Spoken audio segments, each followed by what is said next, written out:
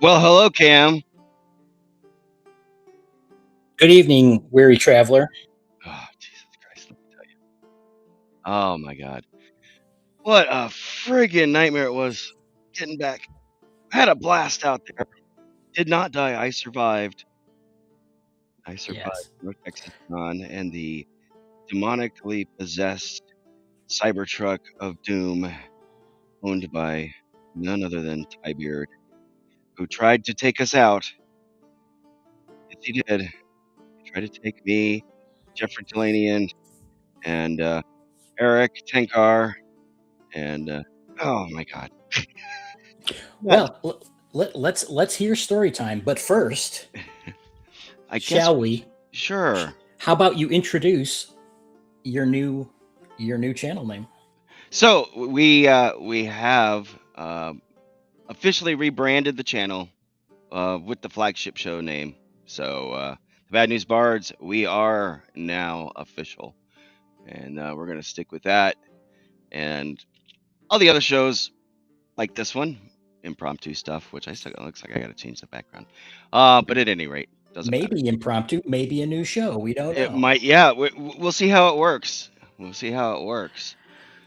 But But tonight we are going to tackle controversy. We're going to put the bad in the bad news bards. We're going to make everyone angry, it's all his fault. or at least I will.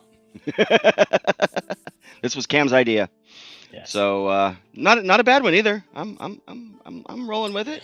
Because the RPG news doesn't stop when you go off gallivanting to cons. I know. The world I keeps know. turning. I know, and I'm out of the loop because I've been gone. I was gone.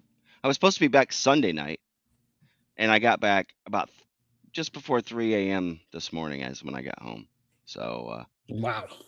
yeah, my flight was delayed twice. Yes, or day before, whatever day it was, Sunday, and they pushed it back until 11, and then just as I'm like getting ready to, okay, I'm gonna go to the airport. Finally, gonna get to home. I'll be late, but whatever.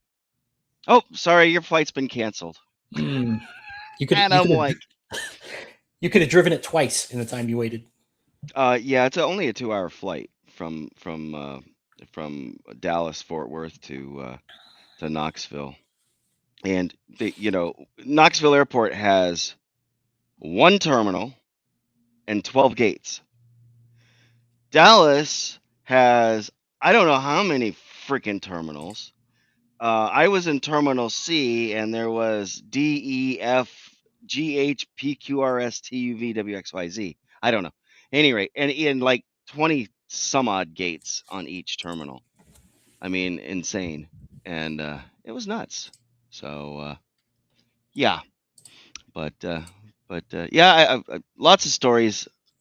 I'm sure I'll tell them. But suffice it to say, we went out to dinner. This was Sunday night after I discovered, well, hey, I'm screwed. I guess I need to book another room.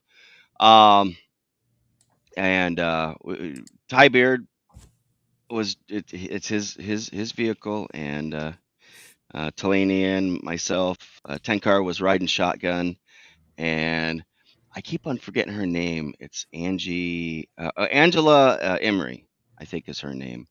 She's from Calgary, I think. Well, she's based in Ontario or something like that. Anyway, Sorry to jump in. You do have a question in the chat. oh, already? Like, what the hell are you doing streaming right now? No, Probably. Oh, he's asking if this is your first North Texas. this was my first North Texas. This was my first North Texas. Got my thing on here. I got the upgraded thing here. The fancy, all kinds of stuff. Yeah, got that from Greg Gillespie. I was really light though. I had to pack really light because well, I was flying, and CNYCon I'm driving to. So that one I'll be able to buy everything.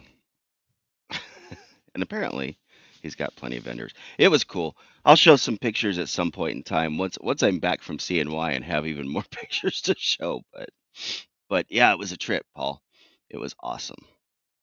So any rate, but Yep, Ty's Cybertruck tried to kill us all. Tried to take out Talanian and me and Angela and Tenkar.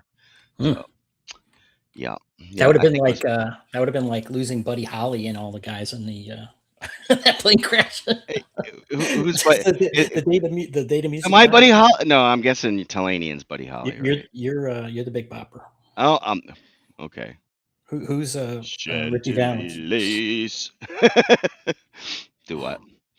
Well, whatever. It would have been bad. So thank God you survived the AI apocalypse. Ah, yes, yes. Now more than ever, I do not trust self-driving Mm. vehicles. you you don't turn onto an exit ramp, head the wrong direction down down an interstate exit ramp. No, no. Fortunately, I said I don't think this is the right way. to Ty, Talanian asked Ty. He said, "Hey, do you know any good Texas lawyers?" Because what was it? Pain and suffering and all that stuff. Being terrified. So How did he take that comment? he kind of smirked. Mm. So, but he he had just been bragging about how he had. I think he'd driven something like 12,000 miles without any major incidents. Like Mm. not even a minute before. It's the 12,001 one that gets you. That's right. That 12,001st mile. Yeah. Yeah. So. Okay, Uh, so we might have some other folks joining us if they get a little bit of spare time. yes, if they do. So Why don't you should I should I tell? introduce the Yeah. topic? Why don't you introduce the topic? Because you hit me up with this about like what, an hour and a half ago. It's Like 2 hours ago. okay. Whatever. I was working still. I've only been off of work for an hour. So Right. Do you want to? Can you bring up Nerd Cognito's? you see, dance. He was Oh, starting to lose no, steam there, no, Dan. Dan. You thought we were starting. That's true. You did think we were starting at 9. Yeah, I did try to tell you. I said, well, how about wait till 9? No, no, no. Let's do it now. No, we're burning time. So come on in whenever you can. Dan. Oh, I guess I should give him the link, huh? Yeah. I'll give him Now, the link. as you're doing that, so what we're talking about here this evening You can is share, right? You could. you know what? I actually don't have that on this computer. I did put the links in the Discord if you got them. Yeah, let me bring it up. You want me to bring up Ryan's post first, or should Yeah, I bring up? I think so. I'm not sure that's the absolute start of it. It's this where I first got wind of it, at least. Okay. Let me share the screen and share. Ta-da! Okay. All right. I guess I can add Dan here. We did try to get Ryan on, by the way. He unfortunately has. Oh, hey, Dan. Fucking Jeff is like, how about 9? And I was like, that would be great. So I could do things like eat dinner. I haven't eaten either. I've like shoved some Doritos down my. So what in the hell, like, wackadoodle crack job bug did Cam get up his ass? He's found his new power. Well, we're just about to get into that. We haven't actually introduced what's going on. As many fans of, first of all, Dan, how did you enjoy North Texas? It was a lot of fun.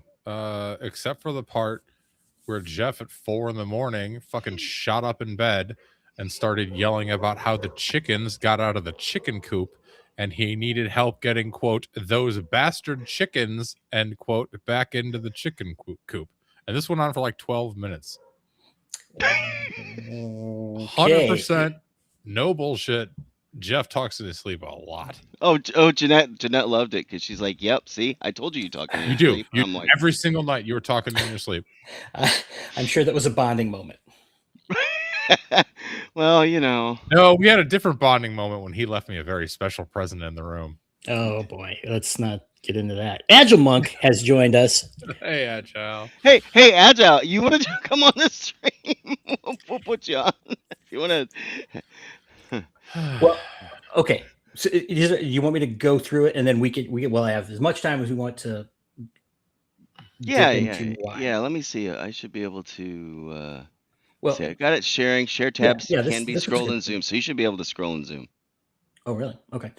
Well, this kind of is the good launching point. So, Nerd Cognito, role playing aficionado, has been noting that various, well, if you were a punk rocker, you'd call them posers, I suppose, but various so-called gamers don't really play, as he has there in his final line. They don't really play. He's had a number of X posts that end It's with his it. tagline. That's for right. Sure. He's been hitting it hard, and good on him.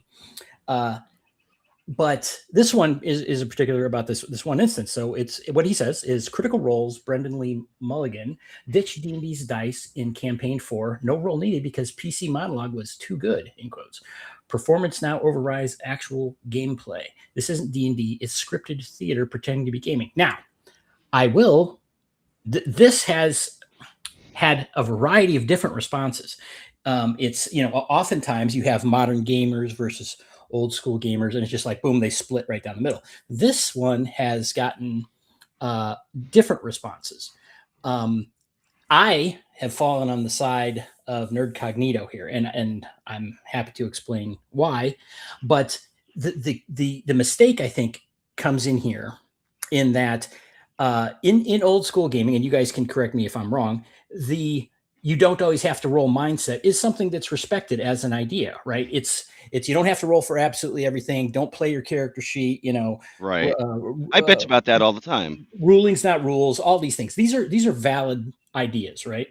Right. Would everyone agree with that in terms of Yeah. old school gaming? That's kind of a thing. Sure. No, I want to play 3rd edition and roll for every damn thing on the planet for every single interaction I have. That could be arranged. I'll And bring my 3 ebooks. I want to stare at my character sheet and tell my DM, I am rolling X. Well, Yeah. that is kidding. a choice of players, of course. I'm kidding. That's another subject, but but it highlights why there seems to be a divide, because people have a bit of a reaction like, yeah, you don't have to roll for everything, which is true. But if you read into this, and the Sparkle Troll media outlets such as Polygon wrote a glowing article about how this is so unique and such a enlightened viewpoint that they're ditching roles and blah blah blah blah blah, all this crap. Wait. So they're trying to spin it like this is something that this moron came up with? Well, yeah, I'll read the headline from Polygon. I wouldn't want to show it because it's Polygon, but it says the latest Critical Role episode proves dice isn't always right. Wouldn't that be dice aren't always right? Yeah, if I remember grammar correctly. But yeah, and then with the subtitle, I know. I just live in the sticks. So the subtitle, sometimes performance comes first in Dungeons and Dragons. Okay, now. Performance is a little. If you have Polygon taking the side of something, 9 times out of 10, it's going to be wrong. Okay. Yeah. But go ahead, Dan. Maybe Dan, you have an initial reaction here that would perhaps agree with that. My initial reaction is that this is retarded. Okay. Which part of it? The nerd. The Brendan Lee Mulligan part. Oh, well, that's kind of a given. Oh, did I say moron? I'm sorry. So it's really quite simple. Critical Role hasn't been a game for many, many years. Once Correct. Critical Role became a multi-million-dollar show, it became a telenovela or a soap opera. Yeah. Especially once they started pre-recording things. Right. Now, okay, so there's a little more to this story. Again, of course, they're slobbering all over themselves, talking about how great this is.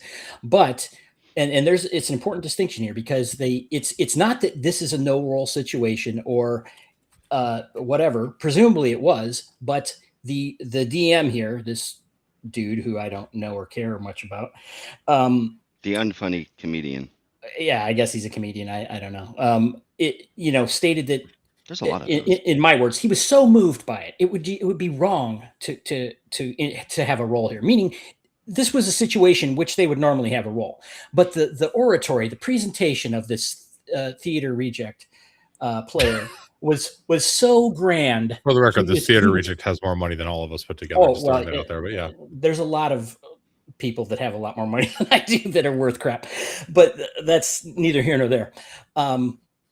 But that this was the sole reason is because of the presentation of it, that it would be wrong to have a role in this case. And later, I guess they have an after show or something, described that he was just stunned by the performance. So, he had to just say it was essentially a natural 20 that he played.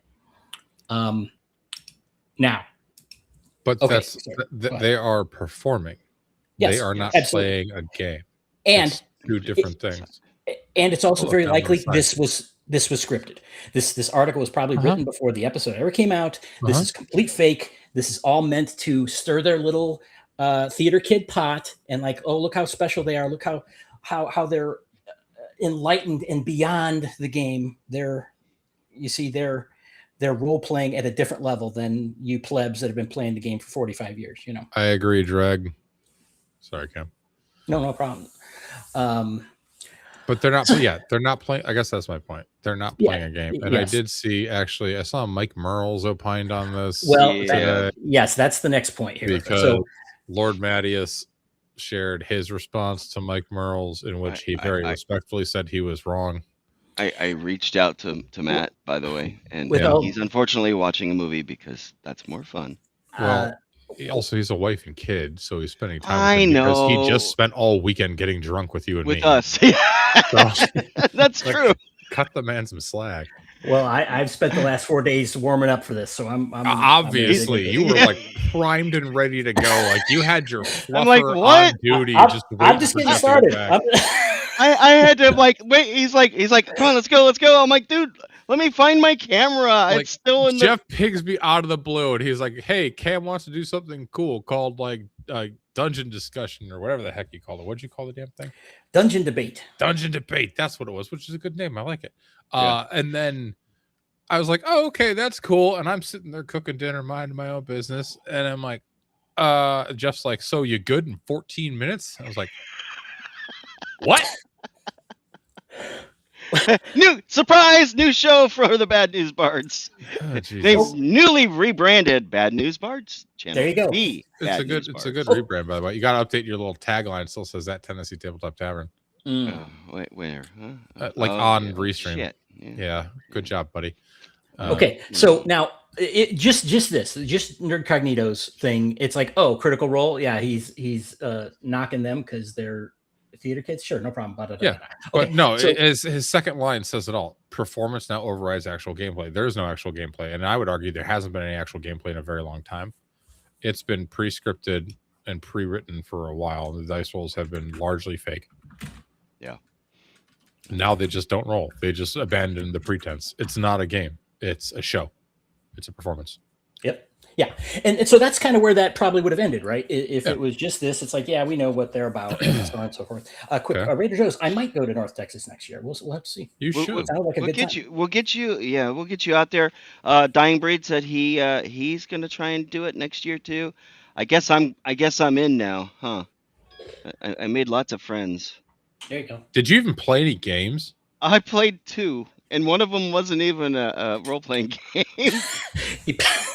But it was with Alan Hammock. This dude was just. I got invited to play this game. They're in the lounge, and they're like, they saw me. Yeah. Someone shared a picture on Facebook of Alan Hammock and like 3 ladies in bunny costumes playing a board game, and you were just sitting in the background, just like screwing around on your phone. I was. Now that was not even that night. This was a different day, and I. Tor's right. Critical Role is the pro wrestling of TTRPGs. It's all storyboarded. It's all pre-written. It's all predefined. It's right. He's true. It is. Right. Yeah. Okay, so. But we're gonna get a lot of hate for this one. From who? From all the Critical Role fans. Well, good. Do you think Critical Role fans watch? Well, first of all, we're not gonna watch this. No, please. This channel's my game. Child. Okay, but so the plot thickens because today, and I saw this. I follow Nerd Cognito, so that's how I saw this. But then Right. Mike Merle's I don't posted have a something. Twitter, by the way, so. Oh well, okay, that's fine. Mike Merle's posted something about this today, and I saw it because readers added context. Uh-huh. Uh, Okay, again, this note is written by idiots that don't understand this issue. Oh, of course, Yeah, that's written by Redditors. Yes, Yeah, exactly. They logged off of their Blue Sky accounts to log into X to go make that context. Right, and I'm going to excruciatingly tell them why they're wrong. So okay, so Mike Merle's posted this today, and the reason I saw it is because Professor Dungeon Master, who runs the Dungeon Craft channel, which is a good channel. I like Professor Dungeon Master. Dan is a great guy. Seems like a nice guy. Yes, I am. Love to have him Thank on. You. Yeah, no, I'm right here. Different Dan. You're an asshole. No, but I love you anyways. I'm an asshole. Hey, chickens. We've got to save the chickens. That's why he's got that chicken alarm on his thing. He's got a whole chicken thing that we don't know about. That's what's going to come out. A lot of people found out about that. Okay. Hey, Outpost Nerd, welcome. Okay, so anyway, and Professor Dungeon Master has he just finished a Kickstarter for some miniatures, the Deathbringer miniature line, right? And for his thing, unfortunately, I think it's closed. It was now, very short. It was only like 9 days or something like that. It was very short. But I encourage people to watch his channel. It's a good channel, and he doesn't really, he's an old school gamer. I think it's fair to say. Yeah. And he's a smart guy and articulate guy. I am glad that Ryan just posted a picture of Brendan Lee Mulligan's absolute soy boy face. Soy face. Yes. Yeah. Anyway, continue. But I Professor DM runs in circles that. Well, I don't, but I don't think you guys do either, and that's fine. He's a nice guy. It seems like that. He interacts with people in a positive way. So nothing about this is crapping on him. Now, okay, interesting, Jeff. I mean, that's factually incorrect. Which one? What he said? Professor DM's comment right there is factually incorrect, especially when you broadcast and categorize all OSR games together. Because in a very large number of them, charisma applies to reaction roll adjustments, which is a very important stat and why it's overlooked. Look at my tweet right under it. Hey, Prof, I think you're forgetting charisma adjustment to. Yeah, you see, yeah. That should actually. I would disagree with you on one point. BX is not OSR; it's just OS. Okay, that's a whole. Interestingly enough, that's a whole nother discussion that I'd love to have on this debate. They can't even decide what the R means anyway, so it's good just not to have it. Right, but I think it. Well, I don't know. Like Jeff, we were talking. This is another discussion, but just briefly, Tenkar, I think, would say it is OSR. BX. I think he had a video. I'm mostly memeing. It's the revival part of it. I think. Well, is it revival? Is it Renaissance? Is it rules? That's a valid discussion to have. And, and resurrection. Old school restitution. Is it restitution? Is it what the hell have you been doing? Is it renegade? I don't know. I'm just picking R words. Okay, it doesn't mean anything. So this was a discussion that happened earlier in the week that is tied to this. And where I think he's incorrect. He's factually incorrect. What he said there is just not right. Uh-huh. But then today, Jeff, this is the one where the Mike Merle's post. Do you have that? Let me see. Well, see if I can find it. So this has been going back and forth for a while, right? But clearly, I was not paying attention to X the whole time I was at North Texas. Well, yeah, nor should you. I was a little preoccupied. Let me see if I can. It's a little bit back up above the in the thread. Let me see if it'll pop it up this way.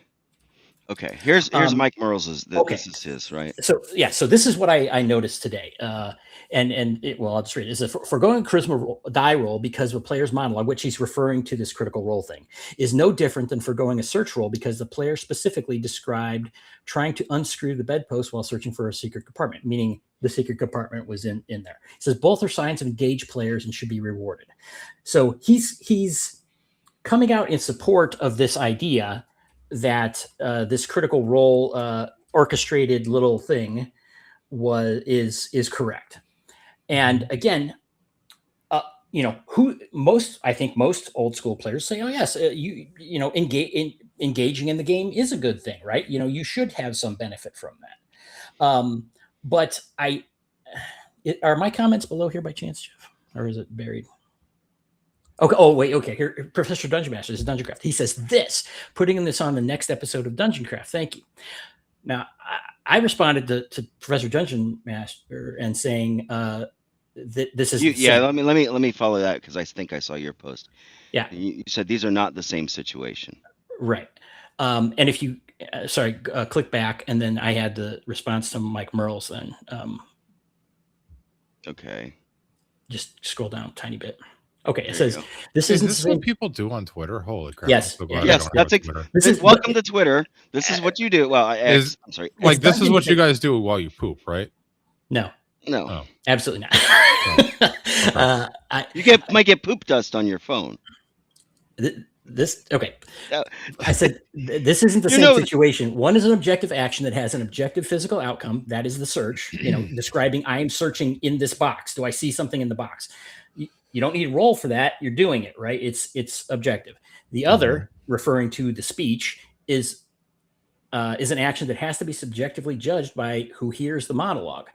And then I give the absurd example. If I'm a fighter and really engaged in describing my attack, do I automatically hit? And the answer, of course, is no. So Merles is being just kind of general about this, right? So I'm not trying to crap on him necessarily. All right. In this, hang on, scroll up. I don't care about unicorn sparkle fart flag emoji. Scroll up. All right. So I have a more nuanced take on the Mike Merles thing. Okay. Go up. Oh, you want to see his post? Yes. Okay. Yeah. That's why I said go up 4 times. You listen so good. Okay. Forgoing a charisma die roll because of a player's monologue is no different than forgoing a search roll because the player specifically described trying to unscrew the bedpost while searching for a secret compartment. In very limited cases in which a player's monologue or vocalizations or sayings perhaps appealed to some sort of secret motivation that an NPC already had, sure, forego the roll. Like if you have like when I make NPCs, I generally give them a quirk, I give them a secret, and I give them like, sometimes like an enemy or a hidden ally or something like that, right? Just like 3 little quick bullet points. But like if there's an NPC that secretly wants to find some hidden spell book in some far off ruin, and the first time the party encounters that NPC, and they've already gone to that far off ruin and recovered that spell book, and they offer it to the NPC in exchange for something, I'm not going to roll that, because that I know as the DM or referee or game master or arbiter or whatever, that NPC already wanted that thing. And yeah, maybe they'll try to play dumb and be like, oh, I don't care, blah, blah, blah, blah, blah. But like, I can see forgoing a charisma die roll in like very niche circumstances like that, where you're already appealing to a predetermined want or desire. So there's a counter argument to be made that not everybody can speak so eloquently. I don't care. Even if like Grog the Berserker says, Grog need army, wizard have army, Grog have spellbook, spellbook for army, that would be fine. Okay. That you guys are hitting on. I would even go with like, so if someone did in third person, be like, hey, he's a wizard, we found the spell book, would he be maybe interested in that, right? Like that's fine. Okay. I don't care about the role play aspect of it. Now, like, let's say there's some people that like to do voices. I just said I don't care about the role play aspect of it. Right. Well, okay. Well, you don't care about the role or the role play? I mean, like if they do voice, like I don't give bonus points if someone does a stupid voice. Okay. Yeah. Right. Okay. Yes. Fair enough. So this is dumb. I don't give bonus points if people use first person. And what I'm saying, as long as they're engaging with the game somehow, I don't care how they do it and how they're comfortable. As long as they engage. Aren't you expected to engage with the game? Isn't that what players are supposed to do? Right? Yes. Why are you and if you don't engage for, with the game at all, you screw around with your phone the whole time, then I just don't have you in my game anymore. Right. But I'm old and mean. Okay. The problem that this is being he's he's kind of straw manning this a little bit. The question He isn't absolutely is. whether players should be rewarded for good play. It's and it isn't the question of should there be times when there aren't rolls. Dan, you described a situation where that is appropriate. And again, I don't think any old school in very specific edge case circumstances, but in general, I'm a huge fan and enjoyer of the 2d6 reaction roll because it gives you a mechanical. It gives you a mechanism for how the world reacts to what the players are doing socially. Right, they may just be having an off day, and just day hits them. Sometimes you roll like shit and you get into a fight. Sometimes you roll double sixes, and then you can take the escaped slaves back into town and sell them for money. We've had a number of double sixes in recent games, but so Dying Kyle, Dying Breed Tabletop. He said, "Here's how I, as a DM, would have handled this," and I like this. This is an excellent thing. The player gets a +4 bonus to a 2d6 reaction roll. They can add to their charisma modifier if applicable. That is probably the best. You know what? That was a really good thing. I'm going to give you a bonus. If you're playing 5th edition, you could say, I'm going to give you advantage on that. Yes, exactly. All of these things exist in the game, and they're well known, right? For this. Now, let me, if I may, point out where the real error is being made here. Is if you take the situation where, and Dan, I think you were kind of getting on this with the grog or whatever you were mentioning. Let's say you have two players. One of them is a Tony Award winning actor, and he presents these flowery speeches that are so beautiful, and you make the DM cry. And then in this hypothetical, then you have a nervous, shy teenager or preteen, whose voice is cracking. Whose voice is cracking, right? And it's playing the exact same character and describing the substance of the exact same thing they're doing. But that kid wouldn't get the free natural 20, but the theater actor would, because the moron DM got tears in his eyes because of the performance. Yeah, that's the situation. That's a shitty lame DM. Yes, exactly. And that's the point here, that all of these people who are supporting this BS are missing. And our friend Outpost Nerd said, why does it matter, how people play at their different tables? It really doesn't. I don't care how someone plays their table. But this is being presented to the public and every future player that you might have at your table, that this is the way to play the game that is wrong for any number of reasons. I don't care what they do on Critical Role in the end. I care that it affects the gaming world in general. They have outsized in influence. general, I am anti telling people that they're playing it wrong. True. Because at the end of the day, we're all playing elf dragon games with dice, which basically amounts to playing pretend with your friends with a very loose rule set. Yes. And sometimes you play it with a very thick and heavy and stupid rule set, and that's called Pathfinder 2. But anyway, moving on. Skill heavy. This is why I don't like the Pro SR people, because they're like, oh, you have to do 1-to-1 time, and you have to do it the way Gary did it, and you have to do it this way, and then we use wish to turn everybody into a Muppet. Like, Gary changed his method many times throughout. Every DM changes their methods every single time they play, because we evolve as we go through. We play other games and we read other systems and we find cool shit, or as we get older and forget things. Right. But let's make no mistake. What's happening here is you have these media outlets that are praising this as if it's some sort of invention. Do people actually still read Polygon? Yes, this squad does, I guess. And like I said, I only saw it because through this. But let's stop pretending that there aren't people trying to distort this game, the Sparkle Troll crowd and everything, to transform it into. They make no bones about it. They hate us. They want us out of the game. The people that work for WotC say they can't wait until people like us are gone from the game. So yes, that was Kyle Brink, and he's a fucking idiot. All right. Yes, he absolutely is. He was pandering to the audience on that podcast. Yeah. Right. And so your average human being just wants to hang out, roll some dice, and kill a dragon. What was the vast majority of the people at North Texas? Well, I'm going to tell you a secret. If you are ever an old, fat, bearded white man that needs to blend into a crowd and evade law enforcement, by golly, North Texas RPG Con is the con for you. Oh yeah, and it was great.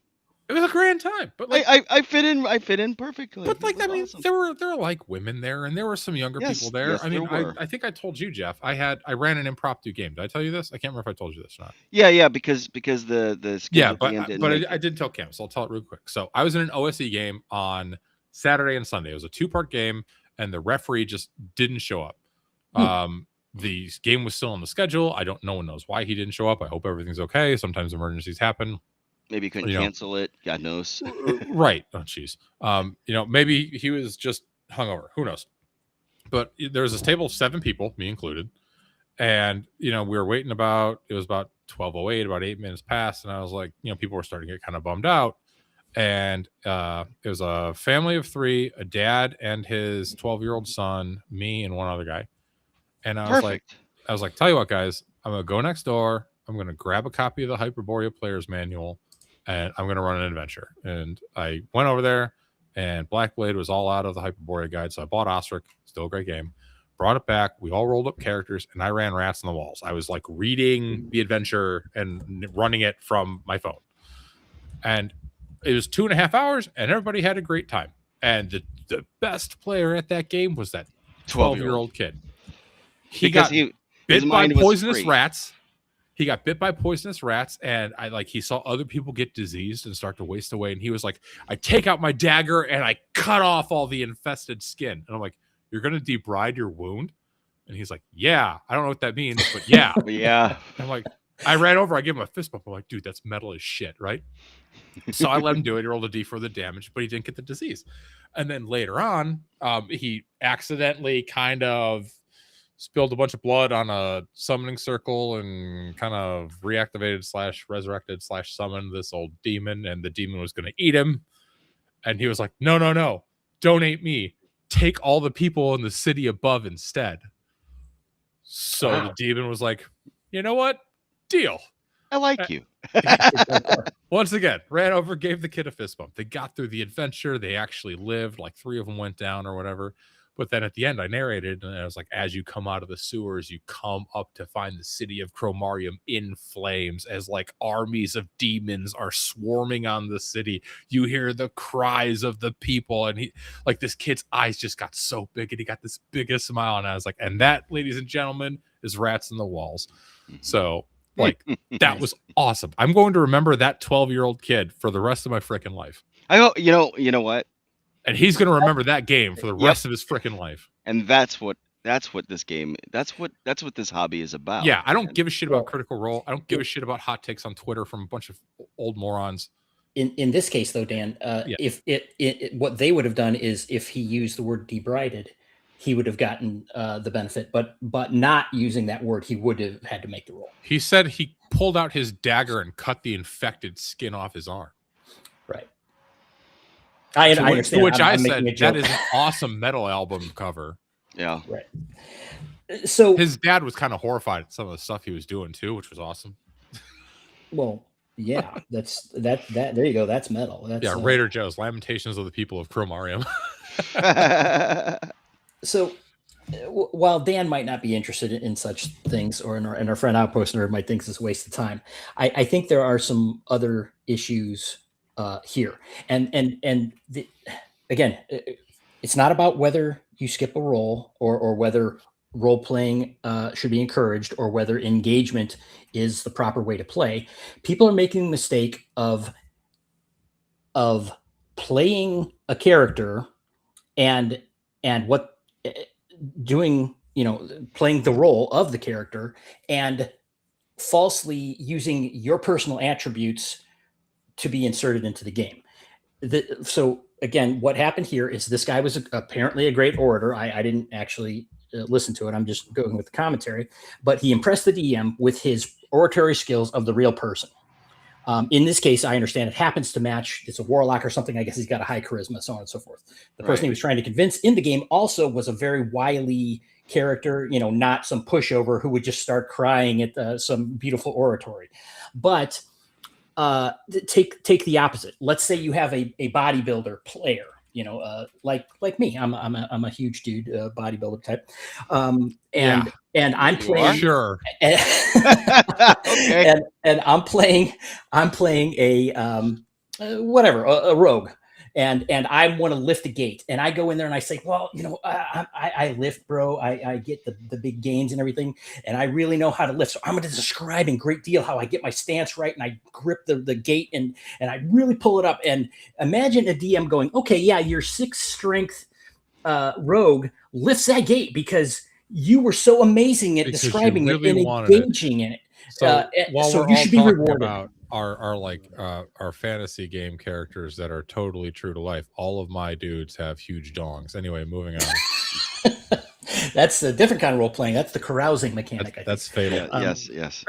But okay, Fatal. so obviously, I think that describes the absurdity of the argument that he's making here, right? And that because the DM was brought to tears by the oratory, that somehow translates into the game resolution. Playing the character is about operating the character. You're making them do something. You're not inserting your brilliance into it. Imagine if you were, I don't know, a chemist, but your character's not a chemist, and you can describe everything to do with chemistry, and someone has a chemistry based puzzle. Well, that's just called out of game information, and you're a dick for doing that, and the DM should slap you down real fast. Right? Now, granted, the line is a little bit blurry because you do speak for your character and such, but the minute that you apply the player's skill at not at playing, but at real world things to the game, I think that's the line where you're making a mistake. Here's another mechanic that could be used. Oh. Inspiration points. By Sure. the way, look at my cool blanket that I made. Oh, Is that Hyperborea? Sure is. That's where we're at every Monday on Erudite DM's channel. Yeah. Of course, I'll be driving. I'll have to figure out how I'm going to play the 2-hour session at 8:00. Well, Angelo was streaming while he was driving on the way back from North Texas, so I believe in you. And also use your cup holder in your car as a dice tray. You'll be fine. Jeff, do you want to pull up Matt's response?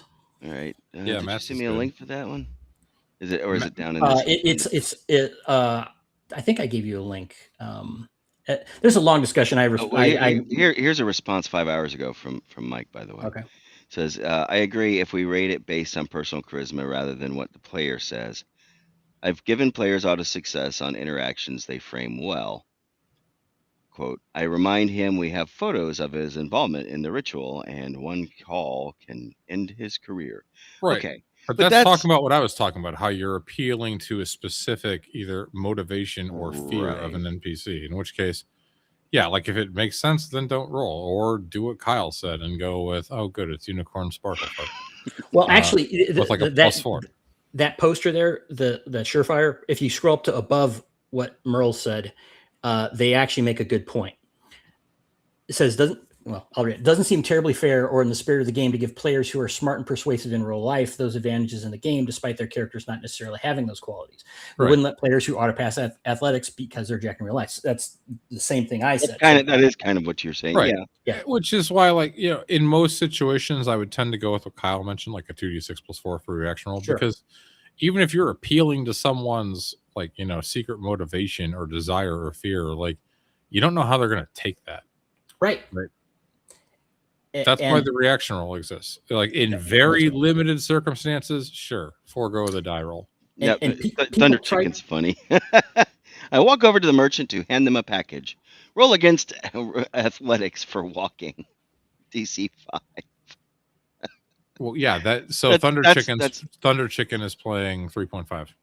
Well, no, I think he's mocking it. So thank you, Jeff. Yeah. Oh. Well, I'm pointing at that. I don't want people to believe, that you were serious.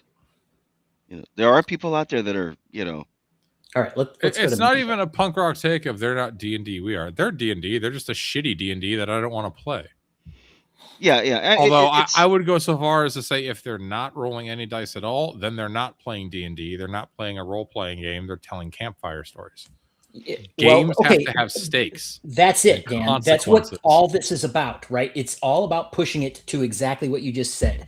little I'm so smart.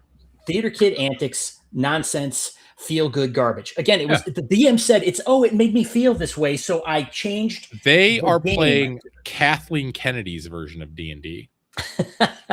Yeah, okay, yeah, that's right. Yeah, throw that fire, that fuel in the fire. Great. Oh no, a bunch of Star Wars nerds are gonna get mad. Oh no. Uh-oh. No. Those are anti-Star Wars nerds. Anyway, okay, Jeff, let's go to Matt's poster. Do you got it? Is it? I don't know if it's in this. Drag, it's the DM's job to not Hold on, I'll fudge get it. dice rolls, which is why I don't like advantage and I don't really like modifiers. I'm okay with modifiers. I don't like advantage. I don't care for advantage. I really hate reroll mechanics and meta currencies that force rerolls. They piss me off because they slow down the game and they're lame. But yeah, I don't fudge dice rolls. Every single die I roll is like in the open.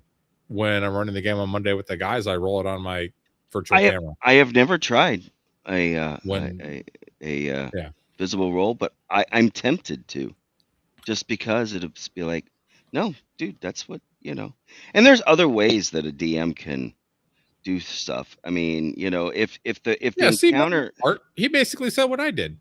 I love Matt. Well, go ahead. Let's read it. Sorry, Do you want to read? Do you want to read it, Dan? Sure. This is Lord Mattias. He's a good dude. yes, I'm going to disagree respectfully. The issue is a bit more nuanced than this. If the same player, all things being equal, used a third-person narrative rather than the monologue that accurately utilizes the results of an investigation into an NPC's motivations, desires, and goals, I would not require a roll. If all things are equal, and the eloquent orator gives an impassioned monologue that completely missed the mark on the NPC's goals, desires, and motivations, I would call for a roll. Why? There's a chance for failure here. I would even argue there's a chance for failure above, just because you don't necessarily understand how the NPC is going to roll. But that being said, I agree completely. The delivery methodology does not matter. It's the content. Yes, very, very well said. And Matt here is kind of taking the position that this may be a no roll required kind of situation, right? Right. And he's basically saying what I did, which is it's specifically applying to an NPC's motivations, desires, goals, fears, whatever, then yeah. But even then, if you call for a roll, that's also fine, because that's a fair way to emulate how an NPC would react to suddenly hearing shocking information. Shocking being shockingly like, oh my God, I'm so excited, or shockingly like, I might have to kill these guys, right? Yeah, right. And I want to make the point again. This is the whole article and the action was literally the deciding point. Was the DM got the feels, so he changed the game to match his feelings. Okay, this is not like some higher theory. This is what these idiots did. Because you made me cry with your performance, so you win. Yeah, that's the worst. Have you guys ever? Sorry, go ahead. And like, I'm not saying I've never fudged a dice roll, because of course I have, especially when I was younger and I was playing with my buddies, and we were definitely 100% legitimately dividing up the pantheons of the gods for their domains and powers and cool special items in AD&D 1E and 2E. 100% legit. Definitely got to level 36 in Beckme, all legitly. Yes. Yeah. But I had Thor's hammer, by the way. But like, ever since, honestly, like college, like even in college for the most part, like I've been rolling in the open for a very long time, because I think it makes the game more emergent and fun. Well, I have, and it removes an avenue for bitching. I mean, I've never particularly fudged rolls. There's other ways that you can adjust. If players are slicing through whatever the encounter is, there's two ways of going about it. You can either let them have the victory, which is not a bad strategy at all. Sometimes they need that. Or I don't care what they need. You can throw a second wave in, or can. Well, yeah, and that's an entirely different conversation about like dynamic encounters. Like But that's what you would do. You don't need to fudge the rolls, is the point. Right. There are other ways of you are the all-powerful god of the universe that you are portraying in this game. That's why I like games like 5e. Well, I don't like them, but even at high levels, yeah, they're super powerful, but I'm more powerful. I can still kill them. Okay, but this you guys bring up another thing. So and again, no one would disagree that, hey, the DM is running this table. They could do what they want, essentially, right? Yeah. Sorry, before you scroll past that, Jeff, wait. Matt's last thing, he said, that's how this issue equivalent to automatic success on a search. If you do not see the distinction, or worse, claim there is no distinction, you're allowing the DM to become a despot, not a neutral arbiter of the rules. The DM, even though their rulings are final, they can make what they are supposed to be the referee, right? I mean, Right. they're also the storyteller in some ways, not the only storyteller, but it's and these are the same people that screech about player agency and how da da da da da and the players, and the DM is supposed to be their slave. But now it's like, oh well, the DM, wants to do that, so now they can do anything. Oh look, Mike Merles did reply just shortly ago. I know, yeah, 15 minutes ago. Yeah, see, Matt can get more flies with honey than I can with it. It's not even that Matt can get more flies with honey. It's that I think he's a lawyer. Well, that's part of it. Yeah. But I mean, and he's a really smart guy. But I think realistically, Mike Merles probably thought all of that as part of his initial post, but did not convey all of that. I agree. Right. Like I said, I'm not trying to crap on Merles. No. He might have been the last decent guy at WotC. He was the last man standing. Right, but the problem is in our world, his hot take that wasn't clearly communicated. Yes, is what'll get passed around on the dipshit sites like. Yes, exactly. Like Kotaku and shit. And I've had someone say, "Well, Mike Merles designed the game. Who are you to question it?" Yeah, I'll question him every fucking day. I design a game every time I run a game, because every time I run a game, I do shit differently because I'm old and can't remember the rules, so I make things up as I go along. And that keeps the game moving. Congratulations, I'm a game designer. You're either a savant and have all the rules memorized, or you've done it for so long that you just know every This is the best part. Ever. Even if you have all the rules memorized, you know when not to use the rules and use something else. That's true. And sometimes the rules don't fit the situation, or don't. I can absolutely do D6-sided initiative and go, movement, missile, melee, magic, in the phases. Or I can go D6 and just go around the horn, right? Or I can just, do individual initiative and adapt whatever to the system at hand that's needed and, keep the game moving. Now, this other fellow here, that guy Drew, brings up an interesting point, and that's something else I'd like to ask you guys about. It says not even the DM becomes a despot, but more the game subtly shifts from characters do X to the world where Bob tries to convince the DM to let him do stuff. I was going to ask you guys, I have had the misfortune of playing at tables for a long time where it's like, who can whine at the DM long enough to get them so he has his way. Or the DM's girlfriend is I've been there too. And which is funny because my wife. You guys are just nicer than me. When people do that, I have literally told people to shut up. I literally do not treat my wife special at the table. Right. In fact, I make a point to not. It's poison to a game if you can't, because then it shows separate your personal life from a game. If you show favoritism in any way, it's not fair to the other people at the table. I agree. So, Jeff, first of all, everyone in the chat, thank you for watching our debut episode stream, of Dungeon Debate on the the newly renamed Bad News Barge channel. Cam, we're gonna have to discuss the date and time of this because normally I have a game on Tuesdays, by the way. So, well, this is not a scheduled show for Tuesday. This is not yet. That's good. It's not scheduled for anything. Just as a note, Jeff and I just started discussing the possibility of this. I just came at Cam got fired up and he was like, "No, we need to do it. We need to do it right now." Well, no, that was for today. The debate thing was a different thing, and we talked about doing maybe it as a film or a pre-recorded thing. But we could talk about that. I want a film. I want it filmed in black and white, and I want the 24 FPS filter come over it, and like the old film grain and everything. We gotta make it really classy, like we're theater kids, Yeah. That would do it. Jeff, you know how to do that shit? Yes, I can. Of course you do. Of course you do.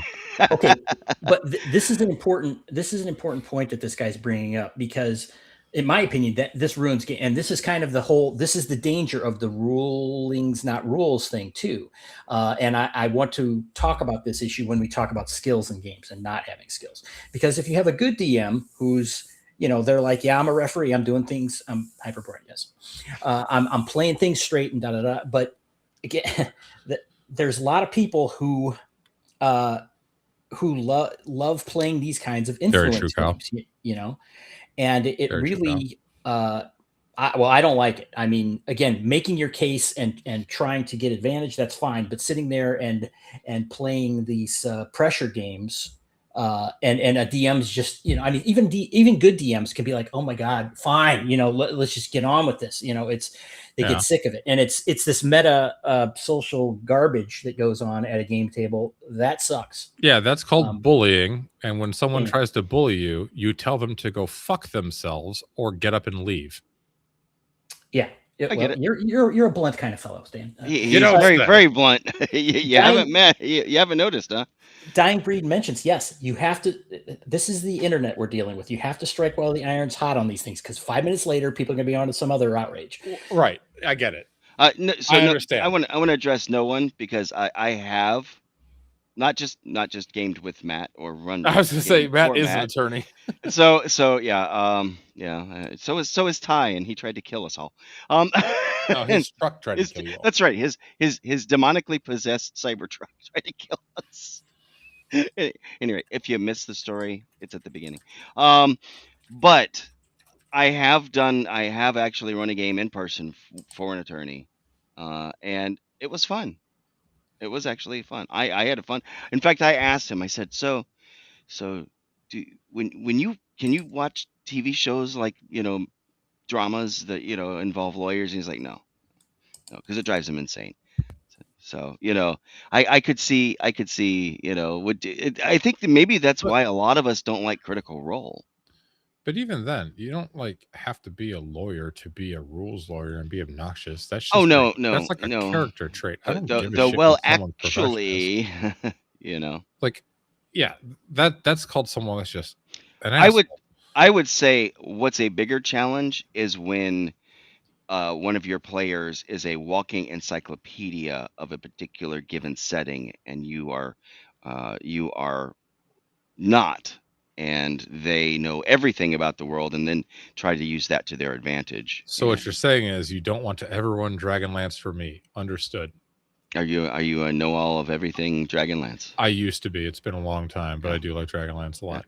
I mean, I read a whole nother chapter sitting at the airport on my way to. I took the whole book with me. For a man whose flight was delayed 24 hours, I'm very proud of you for getting through one chapter of a book. Maybe it was 2. I don't know. Was it?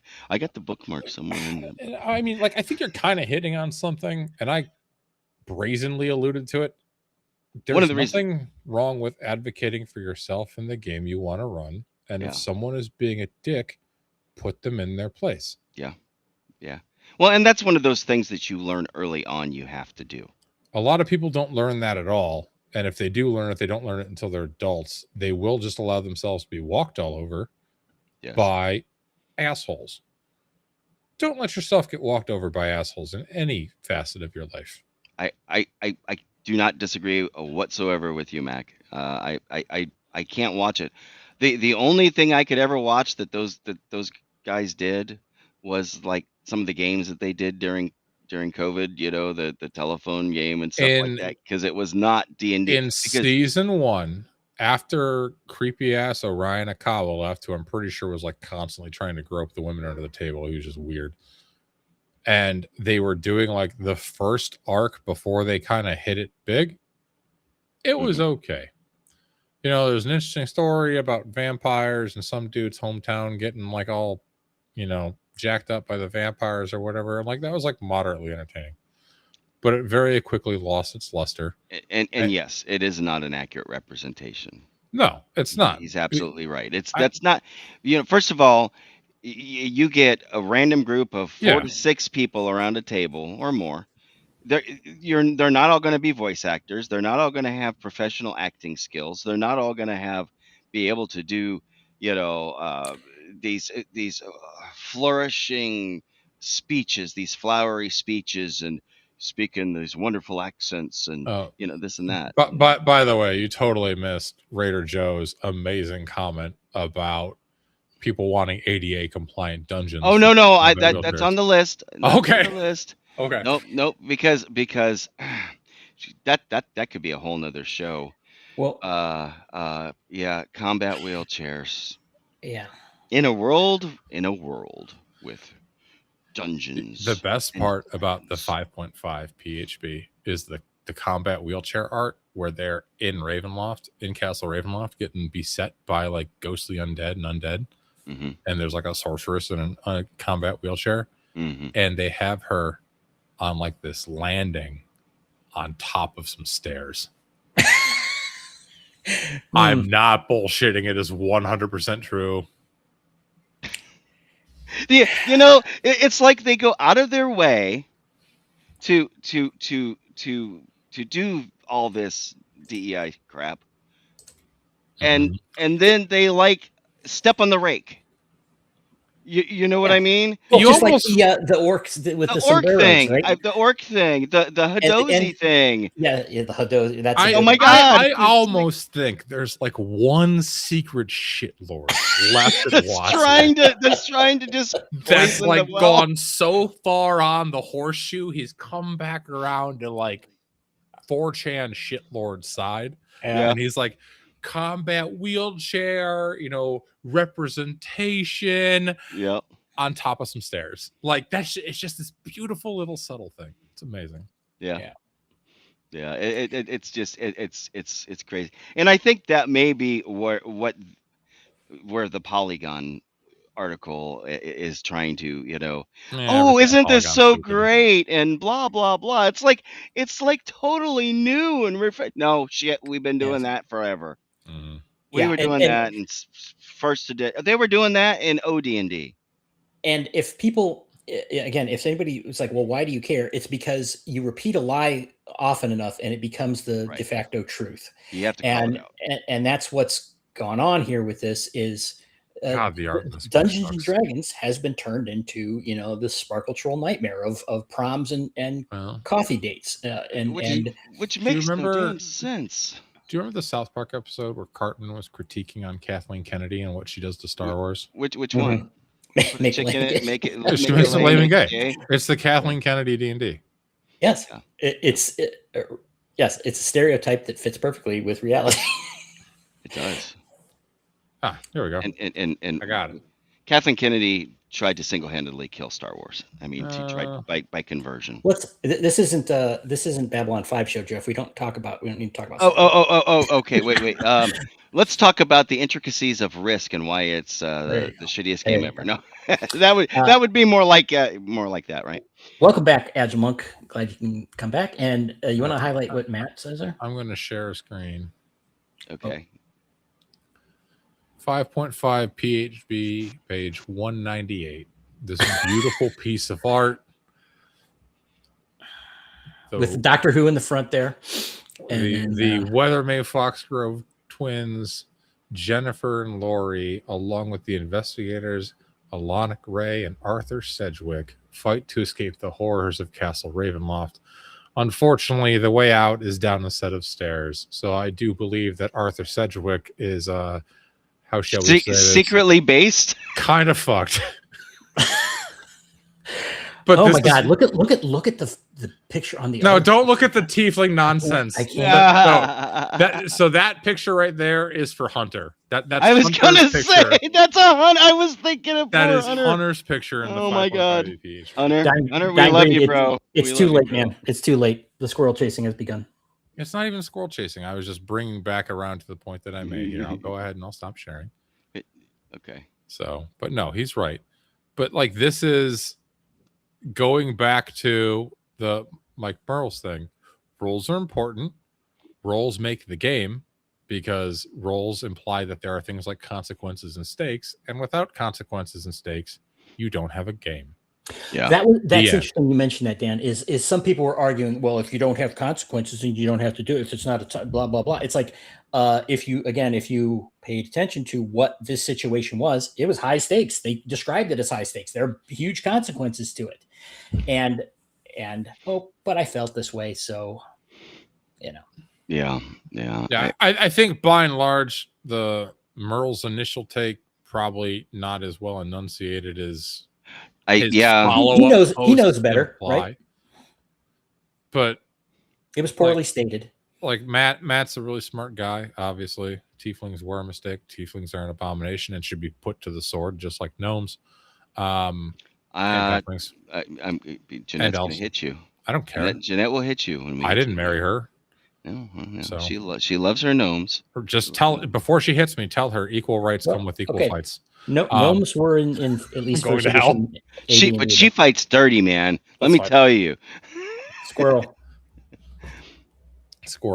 So Raider Joe, yeah. Get you. Yeah, okay. We should have gone down the disability combat wheelchair rabbit hole. Here's the thing. You squirreled us. It's all Dan's fault. I don't like tieflings, but a tiefling, okay, sure. Someone's got a tiefling. They got some reason. They play it out legit. But it's like every freaking tween that came into the game during COVID wants to be a friggin' tiefling. It's obnoxious. Well, yeah. Tieflings made sense in AD&D 2nd edition and Planescape, where they originally originated. Well, in Planescape, they make sense. Yeah.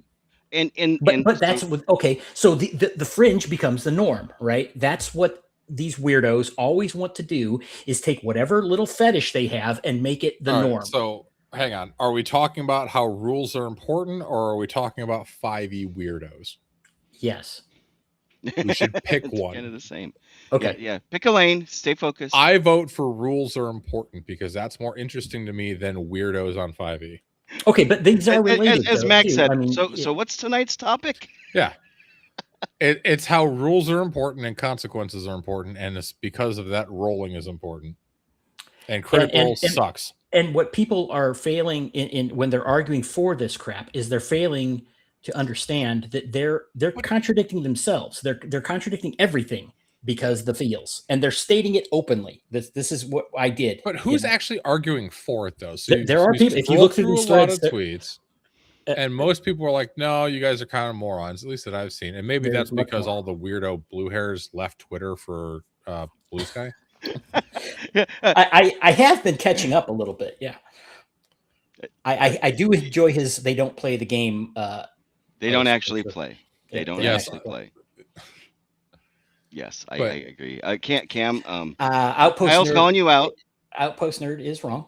So Kyle's calling you out, by the way. And no, Kyle's calling me out. No, he's saying good. Yeah, no. He's saying you've been listening. Yes, that's right. Everything they don't like is bad D&D is the topic. No, I mean I don't think there's a good D&D and bad D&D, but I think there's a good game and a not a game. Well, I think that's objective.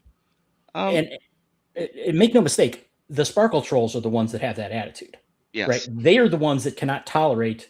They literally have their avatar at WotC saying that we can't wait until these people leave the game. The people who played the game for 40 years, they have to go because we have to. Isn't Kyle Brink not at WotC anymore? I don't know, but the point is that happened. This is. The attitude didn't go away. They didn't fix anything. All the maybe WotC's better now is all garbage. It's all bullshit. It's all a lie. So, and maybe that's just where you and I differ. When I hear somebody say something profoundly stupid, I look at that and go, "Man, that guy's a fucking idiot," and then I move on with my life and I don't dwell on it. Okay, here's the difference, Dan. Is I don't care what they think about it. I care what the average person that wanders upon it might think, and I don't want them to get infected. That's where I think you're differing.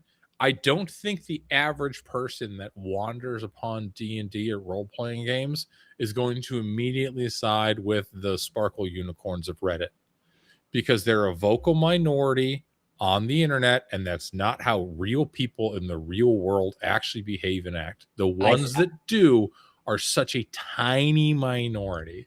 I think that is an outdated idea that there's somehow some difference between the internet and the real world at this point. Not for the younger generations. They don't know any difference. There absolutely Dan made me do it. Dan made me do it, Matt.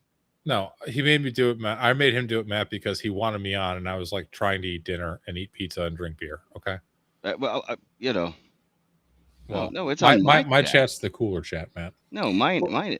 Everybody should like. Or Mattias, you can come in here and you've got a link, man. We'd love to have you on here since we're showing your posts. Yeah.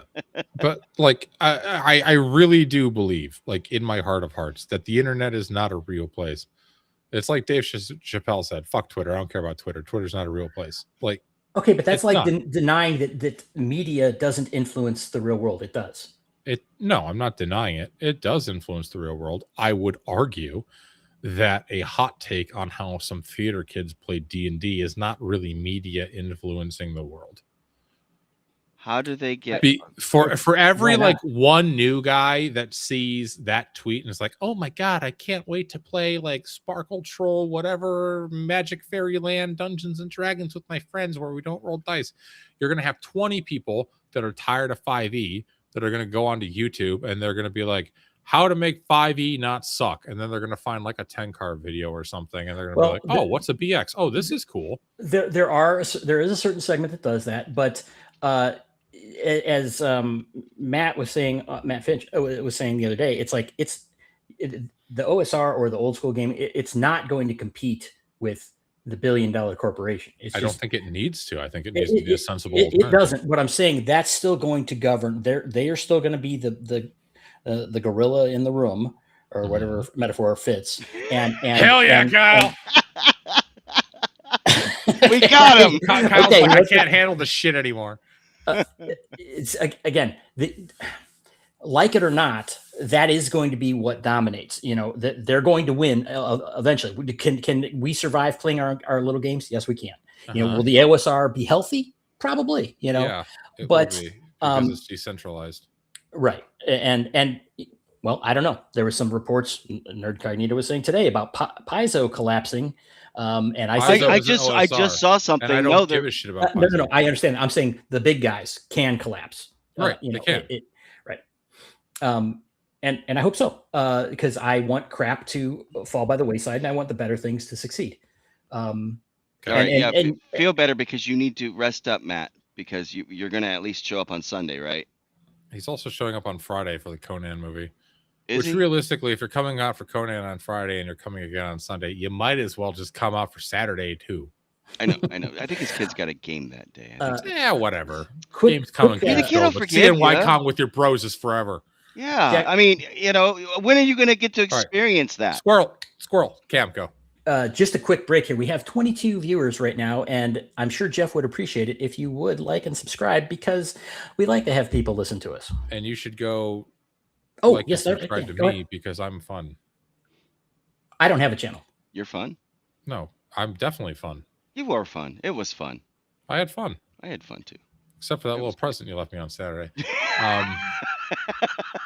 Matt is a sweet MFer. That's true. Yeah.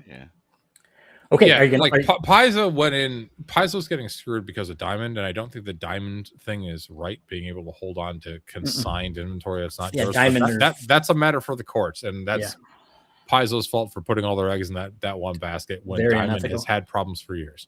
Yeah, I just saw that they were laying off 12 people, and it was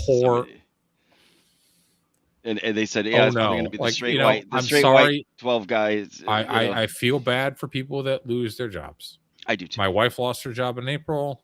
Like, it ain't cool. But if they lose millions and millions of dollars of inventory and only 12 people lose their jobs, Also, Paizo's notoriously been kind of a shitty company to work for. They basically had their employees living in like company sponsored rack housing apartments for the longest time. So I don't give a shit about Paizo. Also, Pathfinder sucks. Hi, Kyle. Let's give him the floor. Kyle, come in hot. Yeah. We drew you in. I'm 3 beers deep. Go. I've been drinking bourbon and Coke, so look out. Hell yeah, brother. All right. All right, look, here's the thing. Whether or not people are on Twitter doesn't matter. What really matters is the fact that a vast majority of the mainstream knows about Critical Role, right? Fair. And I enjoyed Mercer in the early days, this Brendan Lee Mulligan guy. Don't know about him a whole lot. But this is now, you've got WotC as the marquee, and you've got BLM and these guys as the face of D&D now. By Large Mansions? Brendan Lee Mulligan. Jeff, you idiot. Go ahead. Don't break his flow. Go ahead, Kyle. So when you've got that kind of situation, it's like, let me step back a little bit. In my previous job, I dealt with the public a lot. I was in sales, right? And every once in a while I'd come across somebody, hey, they play D&D. And I met a lot of people like that. You know, man, you know how many of them had a Twitter account? 9 out of 10 didn't. Yeah. You know how many had heard of Drive Through RPG? 9 out of 10 hadn't. Yeah. You know how many had heard of Hyperborea? Almost nobody. Right. You know how many people heard of Shadow Dark? Even though her first Kickstarter, she went, over 1 million. Almost nobody. These numbers are completely insignificant when you're looking at Wizards of the Coast and Critical Role. Right. And so Critical Role is kind of the face of the hobby. And so when you got Brendan Lee Mulligan shouting about, you know what, that was so good, you don't need there's no need for a role. I think it really corrupts the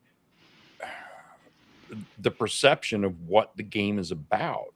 Yes. And I mean, I'm not going to sit here and say that a dungeon master can't make that call. I think in some cases they might be able to. I don't actually completely disagree with that sentiment. That is not the way I would have handled it. And I think that if they want to be true to the hobby, then they should encourage things that are true to the hobby and not true to performance. That's agreed.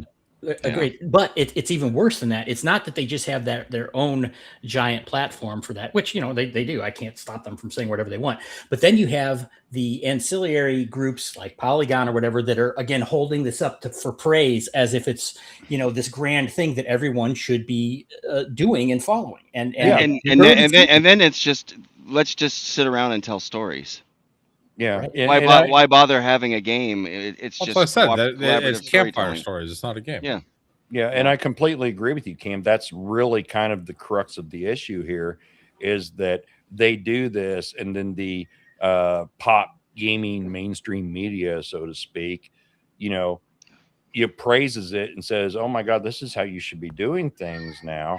And unfortunately, if the random mainstream player out in the wild does a Google search, first will be Reddit, and then will be Polygon. Well, no, first is going to be the AI response summarizing everything so that they don't have to read Polygon or go to Reddit. Well, but it will reference those, right? Oh yeah. Your AI will get that, and then your little sources, it'll say 2, and the first one will be Reddit, and the second will be Polygon. Yeah. And you're going to get community notes like that garbage. It's like, oh no, it's completely out of context and directing people in the wrong way. Well, the community notes are there, and and I saw those community notes, and maybe I guess people could sit there and accuse me of being biased because I'm a Nerd Cognito team member and co-host, but I really think that yes, Gary said those things and those are in the rules, but it was but it's like Dan said earlier, it's the fucking context. Yeah. Yes. Well, why would they listen to Gary? He's a horrible, unacceptable person, isn't he? So why would they fight him? Right. Exactly. It's whatever the way the wind blows to fit the narrative of what they want to do at any given second. So, right. And the analogy I'm getting here that Kyle's explaining, which I agree with in that context, is as someone who is so embroiled in the hobby, right, who has been playing it forever, like that thought never really crossed my mind of, oh, what about the new people? Because it's kind of reminiscent of the last time I formatted my computer and I accidentally opened up an internet browser before I had downloaded an ad blocker, and I forgot what the internet was like without an ad blocker because it had been so long since I saw the internet without an ad blocker. It's kind of the same thing, right? Like, I mean, think about the con we just went to, right? Yeah. How many people were there? 600, right? 700 or so, probably a little bit more. Okay, and compare that to something like San Diego Comic-Con. Okay, it's a drop in the bucket. That's you right. know, and yet we were hanging out. Hang on, no, time out. If you're going to compare apples to apples, at least be honest with yourself. You don't compare San Diego Comic-Con to fucking North Texas. You compare San Diego Comic-Con to GaryCon, which had like 87,000 people at it last year. Okay, well there you go. But how many of those people are old school and all and Probably versus an awful lot, but also I don't go to GaryCon because the thought of going to Indianapolis with 87,000 people of questionable just personal kind of hygiene creeps you is out. You mean, terrible. do you mean Gen Con, Dan? Sorry, GaryCon Gen also Con. has some smelly people in it, but yes, Gen Con. I think Just- Gary Con's probably a lot. GaryCon's You 3,500. could have ended He's with a the lot. thought of going to Indianapolis. I would have Yeah, that's stopped true. there. Yeah. But- Well, But like, yeah, I mean, you can't. I got compare- family there. I'm sorry. At least compare apples to apples on that one. But But my point is we are a small drop in the bucket. They are the face and the front, and that's what right. people go. Oh, D&D. And It's for the every same. time someone starts playing 5e, someone else is like, "Man, this game sucks," and then they start looking for other options. It's a natural progression down the assembly line. I don't know that it's a 1-to-1 Or they just at all. It's more like maybe 1,000-to-1. I don't know. Who knows? But maybe it is. Maybe it isn't. But I just don't think that there's, for a lot of people, they don't even know other games exist. Yes, I agree. I mean, they literally think that D&D is the only tabletop role-playing game out there. Yeah. And they're not interested in gaming a lot of times either. They're interested in the lifestyle D&D, right? And it's actually this kind of relates to something that I've been dealing with over the last few weeks personally, is just how much do I really care anymore? At one point I felt like that I kind of had an obligation as, maybe not an OG because I didn't start in 74, but I started in 79, which wasn't far removed. That I could at least maybe impart some wisdom or some alternatives or give my point of view to younger people, and maybe it would have an impact. Yeah. I being a Gen Xer though, I'm also kind of at the point now where I'm just kind of like, does it really fucking matter? Well, I agree with someone who's like, I ain't got time for this crap. Life's too short, Apathy is a killer. It's not so much apathy as it is just like, I got better shit to do. Yeah.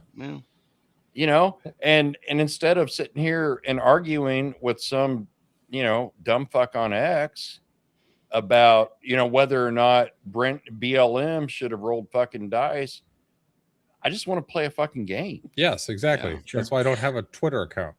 But once again, I don't care about the moron. For a guy who doesn't have a Twitter account, you do a really good job of arguing with people. I just do a really good job of arguing. Yeah, Dan just does it in a different format.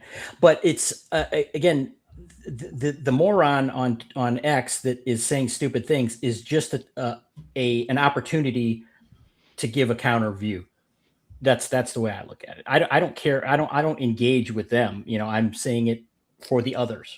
Other people that might see it. On like a higher level though, arguing on the internet you're not going to change anybody's mind. Exactly. Really. Very rarely. It serves no purpose. It takes a rare individual eloquent enough to do it, and two, it takes a person receptive enough to change their mind from another person's opinion, right? And that doesn't happen very often.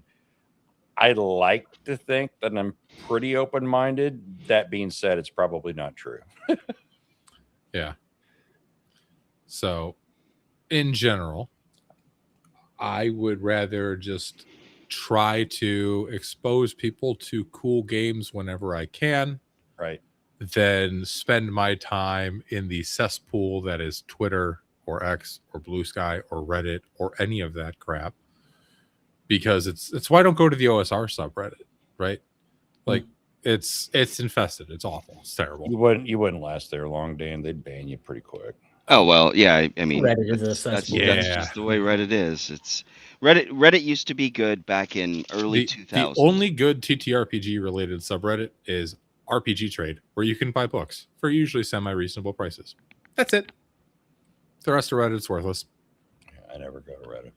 So, Well, oddly enough, I really don't engage with the RPG fandom that much other than... Are you sure? Because you saw this tweet. You got so fired up. Jeff was like, Well, Dan, stop eating dinner with your family. Get on now. As I was saying, except for certain things. Like, again, I've been reading a lot of the Nerd Cognito stuff lately. And I think, the point being made there consistently is valid. I like it. Yeah, I agree. But I'm not going to go seek out Sparkle Trolls to tell them how to live their lives. It's like that is beyond hope. I mean, you won't have to. You post one thing on X and they'll find you. Yeah. And they'll scream at you and they'll block you. Yeah. I mean, look at Nerd Cognito, right? There's not a Sparkle Troll in the world that's following Nerd Cognito except out of hate. Sure.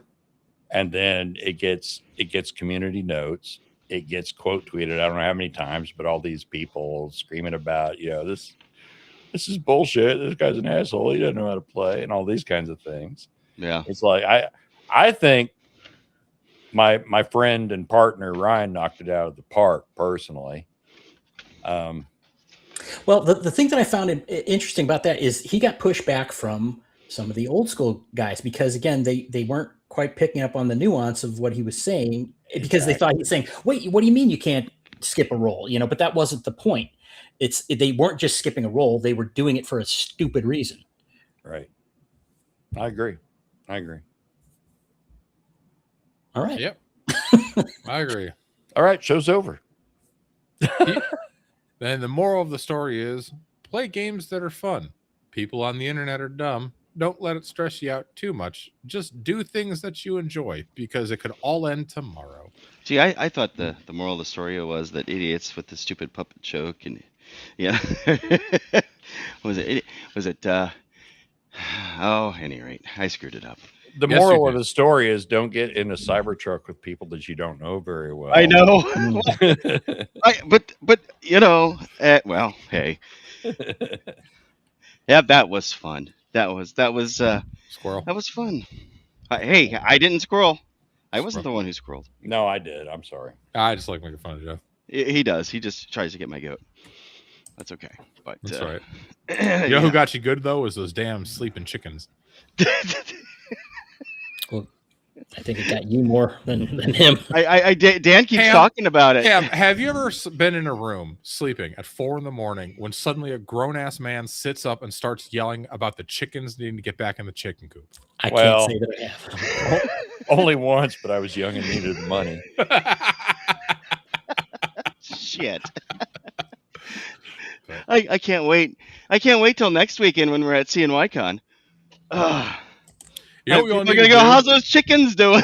We all need to go to conventions and just register, like run games and register them as Dungeons and Dragons, but don't put an edition on. No one will know, and then just like make them play BX or OD&D or 1E or something. Yeah, that would be interesting. Well, we'd have to go to some of the other kind of cons though. If I go to North Texas Con next year, Dan, I'm bringing like a big fucking bag of feathers. Yeah, and I'm gonna give them to you, and you can just do what you will. Thank you. Shit. Are you bringing tar also? No, just feathers. Just feathers, just chicken feathers. Yeah, Craig. A couple days, CNYCon. Woo. Yeah. He's not a carpetbagger. He's just weird. I'm fucking with you, Jeff. Hey man, no, it's all good. It's all fair in gaming. Is it? Is it? Well, yeah. No, not really. No freaks, no flyers, no furries. That's right. That's right. I guess, Cam, sum up what we've determined here today. Yes. Yeah. Come on, Cam. Dan doesn't care. No, Dan does care. Dan just thinks Twitter's stupid. Okay. I disagree. I understand the internet crap. Like I feel the same way about Reddit. It's like I'm not going over Reddit. It's garbage. Mm-hmm. But I don't know that the venue is really the issue. The issue is the issue, right? And I think Kyle made the point that we are on the outside now, and these are not people that are content with live and let live. Again, do you care what a Sparkle Troll game master does at his table? No. Well, no, not really. They seem to really have it out for you though, and they want and it's not. Again, oh, my table's my table. Well, no, my table has to be what WotC puts out, and if not, then they're bigots and everything else. At some point, I guess I've written WotC off. I'm done with them. I'm not going back. I'm not going to take the bait myself. There was a glint of hope, but it was quickly dashed. Can I offer a hot take that might be slightly too spicy for you two? I fucking warned you guys, but go ahead, Dan. I don't care if someone doesn't like my thoughts if they don't know what bathroom they're supposed to use. Yeah. Fair enough. Right. Fair enough. Yes, that's a good point. Yeah, but I mean, again, it's no man is an island. I would like to see the younger generation experience role-playing games. Well, yeah, okay. Talking about it, Dan, and pointing out the issues is part of that. Right. But what's more important than that is actually finding them and teaching them. I'm teaching my 7-year-old niece swords and wizardry. Yeah. Awesome. Yeah. Well, and that 12-year-old kid, he probably is going to go, Dad, we got to go back next year. Right. Dan might be there. And that's just, I got to make sure I sign up for his game. I should probably run a game instead of playing games. You probably should. I probably should run like 10 games. Maybe I'll get a free badge. I think there's a certain amount of truth to that. I think that, but I also kind of feel like, back in the day, especially with AD&D and the Player's Handbook from DMG by Gary Gygax, first edition, right? Mm-hmm. There was a bit of a barrier to entry because if you weren't educated enough to understand what was being written, the high Gygaxian thing, right? This damn internet. Big wizards trying to take you out, Kyle. Yeah, I know. They're trying to shut me up. It's all a conspiracy. Online. My tinfoil hat's in the wash. But it was a situation where, if you couldn't do math, if you couldn't understand descending armor class and you couldn't understand big words, or at least have a dictionary so that you could figure out what they meant and put in the effort to do so, you were kind of excluded in a way, and not like directly, but indirectly. So in a way, it was a form of gatekeeping. I see what's happening now. The players that really love this hobby, the modern players, the younger players that are out there, they're going to find the Hyperboreas and the Swords and Wizardries and the Lamentations of the Flame Princess, because they're not going to be satisfied with what WotC is delivering. They're going to be few and far between. Right. Yeah. That's a good point. And preserving that small core is worth doing. And like right. Dan said, and bringing up the subjects, saying, first of all, we were doing this to begin with, but we were doing it selectively and when it made sense and when it actually applied. And none of it was intentional. It was just, it's the whole reason I got shoved in lockers and beat up as a kid, right? Yeah. But now. Now we're getting shoved in lockers and beat up as adults. Jeff, what happened after I left North Texas? In regards to, more market-based, more money from the corporate aspect is taken over. It's like we have to expand the core base as much as possible, which means we need to dumb the product down. Yeah. So that it's accessible for more people. Because if we don't do that, then it will always remain a niche.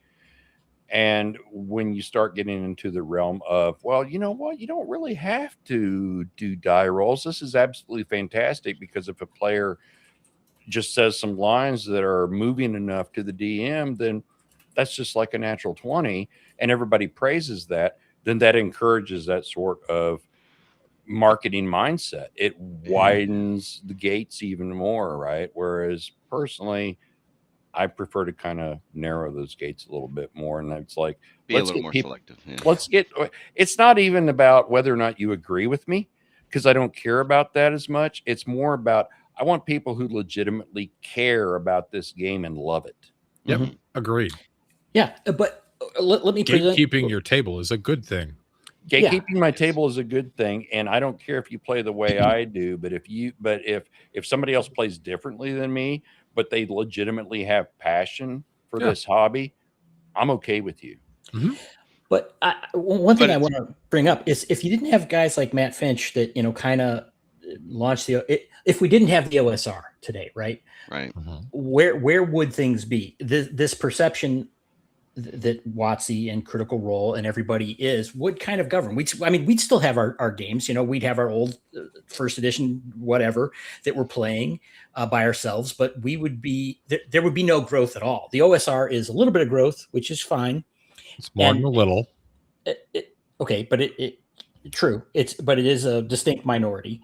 And then it's D&D isn't even primarily seen as a game by most of these people. It's just a thing that they do. Oh, look, I made up a character. And have you ever played? Yeah, I played once. Yeah, and it's just, it's a lifestyle. It's what it is. It's just a brand that is for selling merch. If you value the game, I guess what I'm saying is, but for the grace of the OSR, it would be almost over at this point. We would die off, and that would be it. The OSR may be a small niche percent of by comparison of the sales of tabletop gaming merchant or stuff, but but volumetrically it dwarfs what WotC is doing and what Paizo is doing. I mean, you mean the number of products and things? There is just so much and so much better. I mean, how many WotC have you ever tried to run a WotC module? Yes.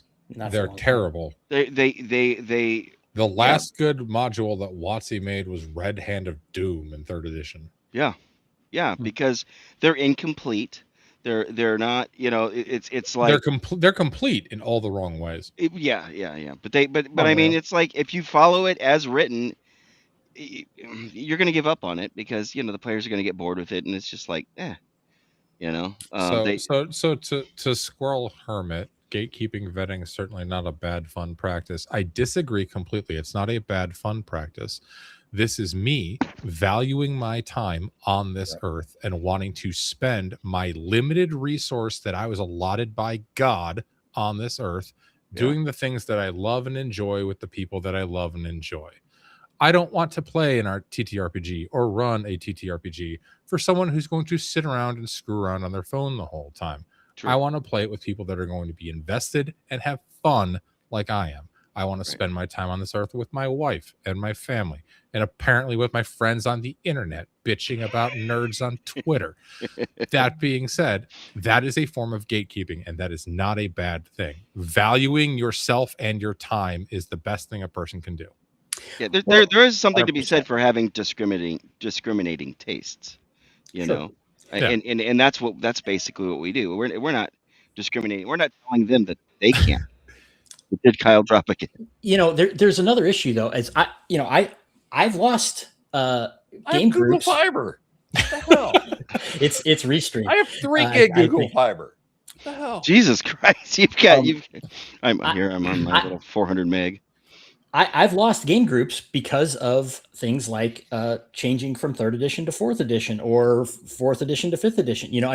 Edition what these companies do have impacted me. So I can't say, okay, I find different people to play with, but it's not all that easy. Sometimes as you get older, especially, you're playing with these guys, you move. Right. That's sure. What I ran into. There's all kinds of reasons, so I would prefer there to be a more robust pool of people to play with. I agree.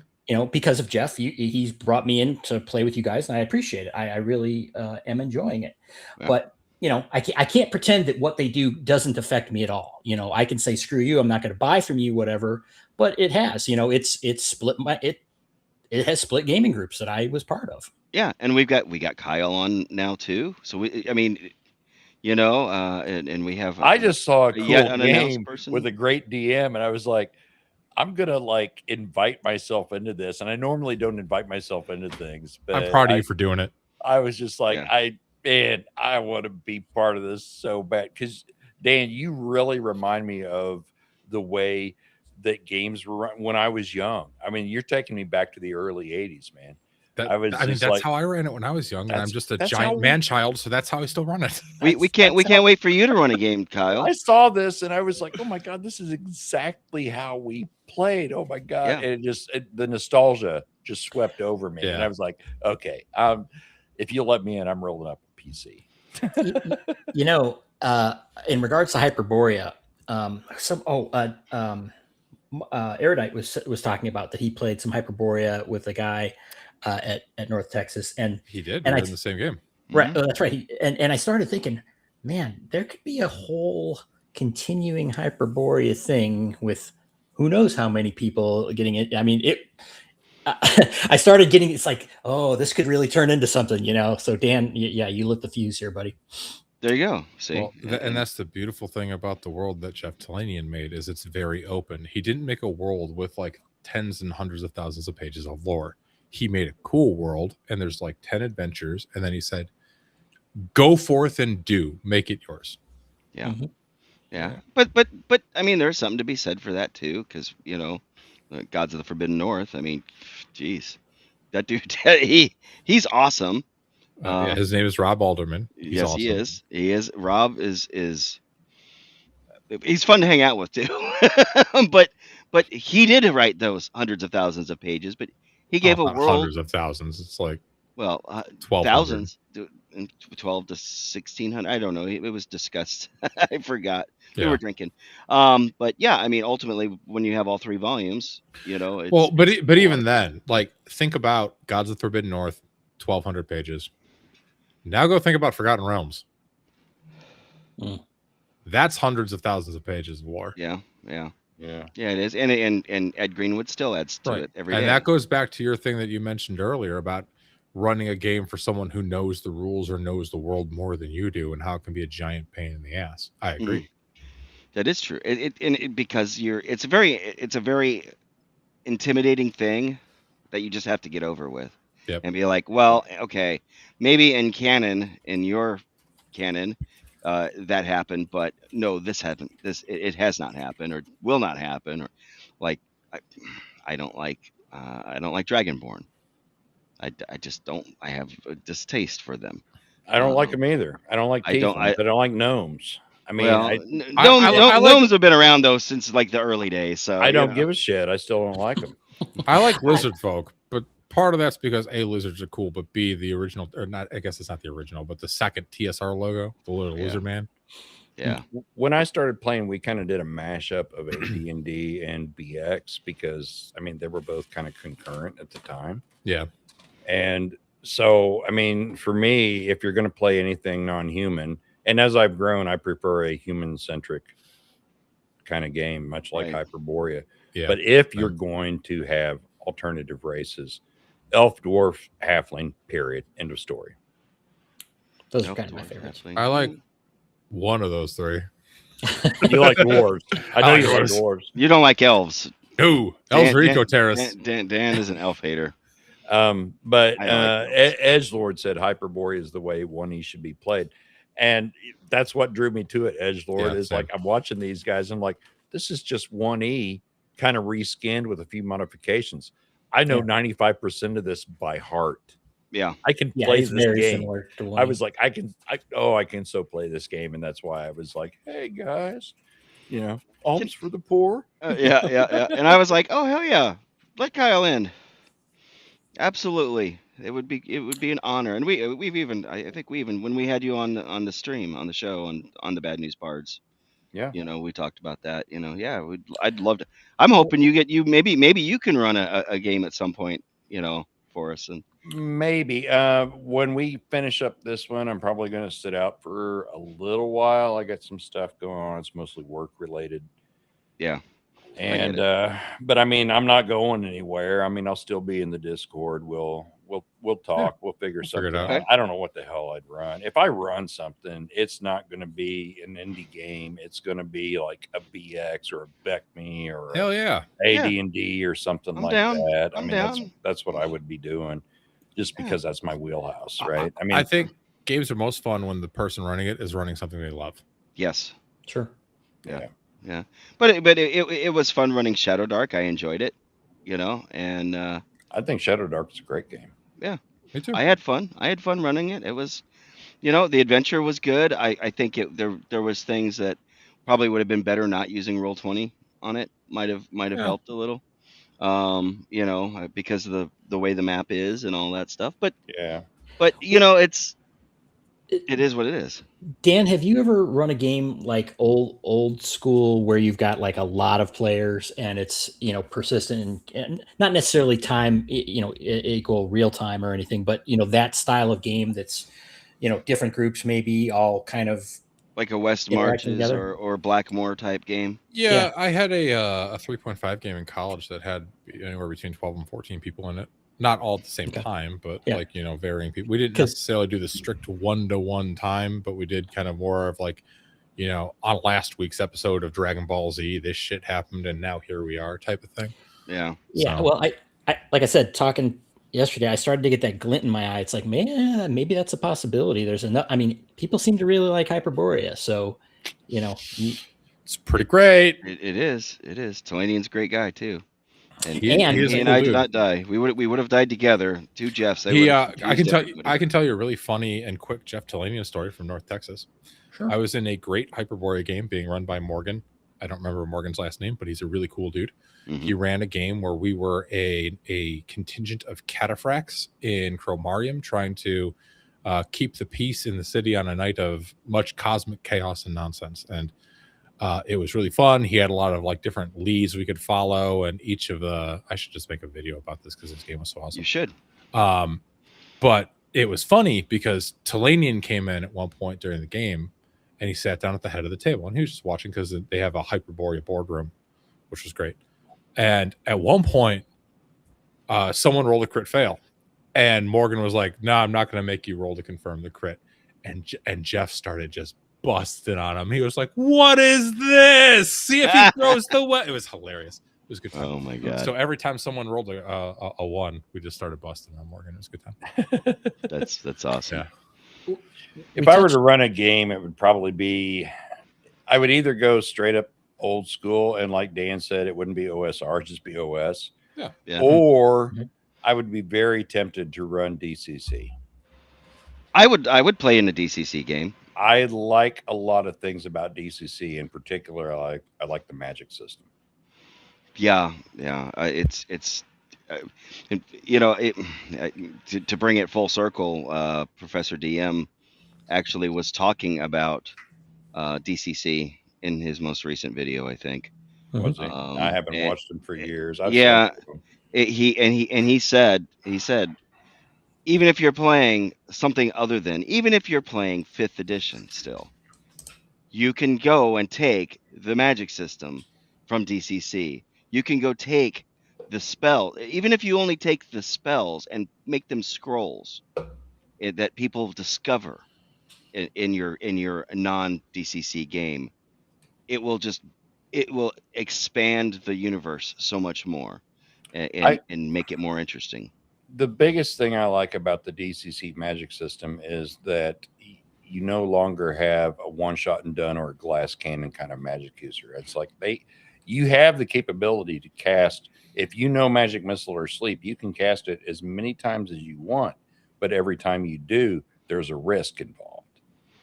Yeah, and that's kind of Shadow Dart kind of takes that into, you know, you could lose that spell if you crit fail. Yeah, this one here, it's like you don't lose the spell, but you could wind up with, you know, Blowing serpent up in your eyes face. or a forked tongue or tentacles for arms.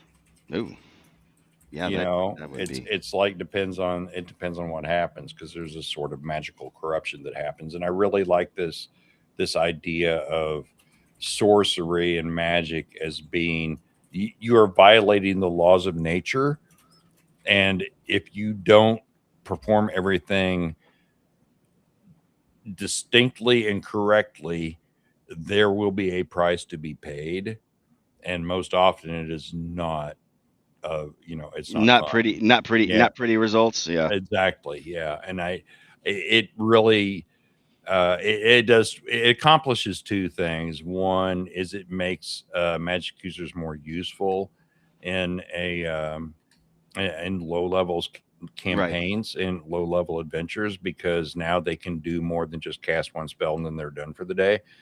But at the same time, it makes magic extremely dark and dangerous. It's really old school 70s, 80s heavy metal kind of shit. Well, and when I was talking to Talanian at North Texas, um, we were talking. He asked what I was playing. I said I'm playing because I was bragging on Dan. I was like, oh yeah, Dan, the co-host on my show. He's running the Hyperborea game on a stream that we're on, Thanks, buddy. and yeah, no, and he's like, yeah, send me a link. I'd love to watch it. So I'm like, yeah, absolutely. And I was, he asked what I was playing. I said, oh, I'm playing a Cryomancer.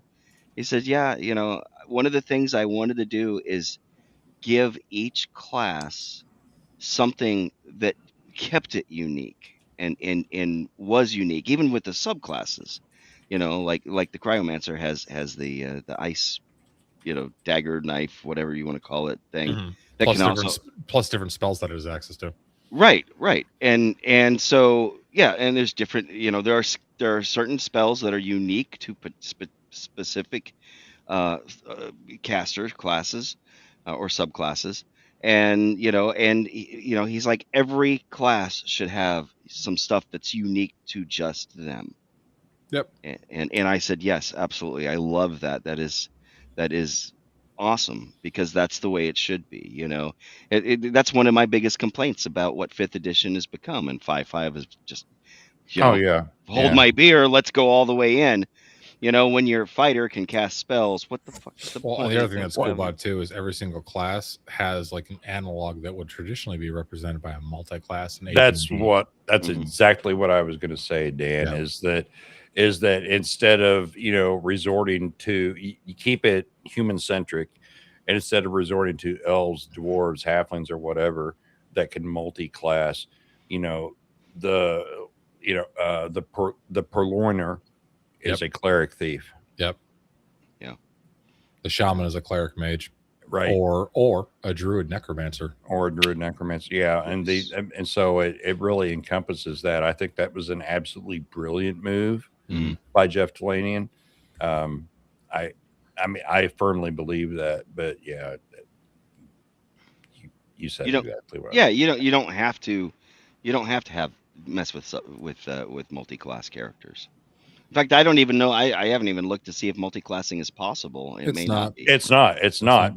because the subclasses cover Cover that. it. Yep. Yeah. By design. Yeah. I mean, if you got the stats, then you can be, All that you can whatever. be. Yeah. Well, you can be whatever, you can be the, the paladin's this, the ranger's that, the berserker's this, Yeah. it encompasses all those old, multi classes that we knew before, the fighter magic user and the cleric thief or the cleric assassin even. Yeah. Yeah. No. Overall, I was going to pick up a hard copy of it, but They sold out really quick. they did, and the other problem is because I was flying and I was doing all carry on. Yeah. I am not going to pay extra money. I was on a shoestring budget. Yeah, I was like, I hope to God somebody's selling it at CNY so I can pick up a copy up there. Yeah. Well, next year you just fucking leave a day early and you come to Kansas City and we'll car ride together. Down There to you go. Dallas. It'd probably be easier for me to fly from Knoxville into Kansas City than freaking getting out of Dallas. Jesus Christ! DFW just sucks, dude. Oh, Every time flying what back a up sucks. horrible airport! And Yeah. I mean, I heard all the stories because I was hanging out with a couple of guys, and one of them Cam, you should come too. was Yes, we should. definitely. Thinking about it. You should, dude. Yeah. We'll give you a horse mask or something like at most once. Nah. Oh my goodness. We just won't say who you are. I look forward to giving Cam a hug. Hey, you gave me a hug. I got a hug from Heidi Gygax too. That was kind of cool. Yeah. And she's a sweetheart. Everybody there. Alan Hammock. I fucking played a game with Alan Hammock, and it wasn't even a role-playing game. But that's the best part about like cons like that though. Like, yeah. we're all just a bunch of nerds. Yep. It's like, Yep. I'm sure there's a couple people that are like, in fact, I know of at least one that's a holier than thou asshole that was a dickhead in the elevator. I won't say his name, but everybody else super cool, super chill, super approachable. It's just a bunch of nerds playing games. Merle, you know, I'm gonna get Merle on. I already told him I'm gonna get you on my show. Merle's definitely the best dressed of the con. Oh my god! Well, so the first time I ran across him, and I'll show pictures of this eventually. I think they're on my Facebook. I know you don't do Facebook, but I think I'll do a stream or something like that when I get back to CNY. He was wearing a T-shirt that was a tuxedo. The next time I saw him, he was wearing an actual tuxedo. He had been awarded with a I don't know, like the Canadian equivalent of the CIA or whatever. You know, like a little. What is that, like the Secret Goose Police or something? Yeah, something like that. And he was, you know, so he posed. I got a picture of him posing with that. And he's like, yeah, because you know, he wrote Top Secret. Squirrel. So. Who, Rasmussen? Yeah. He was there. He was there. Yeah. Holy shit! Yeah, Top Secret back in the day was one of my favorite fucking games. In fact, he bought a book from the guys that I went to, the guys that drove me to the airport, so I didn't have to take the stupid shuttle. Oh my god! I wish I still had my Top Secret books. Oh yeah, he'd sign it for you, no problem. Oh, I mean, it's just like that's the community we are. Yeah, we are not just a bunch of good people. We are not the and one dick. Yeah, we are not. I wasn't there for the record. I got to find out who you're talking about, but we won't name names on stream for that. No, we won't name names on stream because you never know. I might invite them on the stream, and then Dan will be like, you know, I can play nice with anybody. I'm in consulting. Jeff, you have a mission now. Edgelord says he guarantees he will be the best dressed at CNY. Who? Oh, yeah. Edgelord will be, or Edgelord will be. So you have to get a photo of you and Edgelord. Okay. Jeff's gonna be like the duality though, and he's going to be the least dressed at CNY and just be running around in a loincloth. We're not supposed to talk about the midnight auction. You never go full James Raggy. Yeah, no kidding. Don't you remember Lamentations? What happens at the midnight auction stays at the. Although I did, and I sent Tenkar the video that I had. I saw he posted it as members only. Yes, content. It's members only content. So if you want to see just 2 minutes of the midnight auction, the type of shit that happens there, you need to be a subscriber of Eric Tenkar. Yep, for just $9.99 a month at Only Nerds. Nerds. Yeah. I have some pictures from that. And you trust me, you didn't want to see the guy in the. Who was that guy? What was his name? That was Mike Battleato's brother. Oh, okay. Was it Mike's brother? Yes.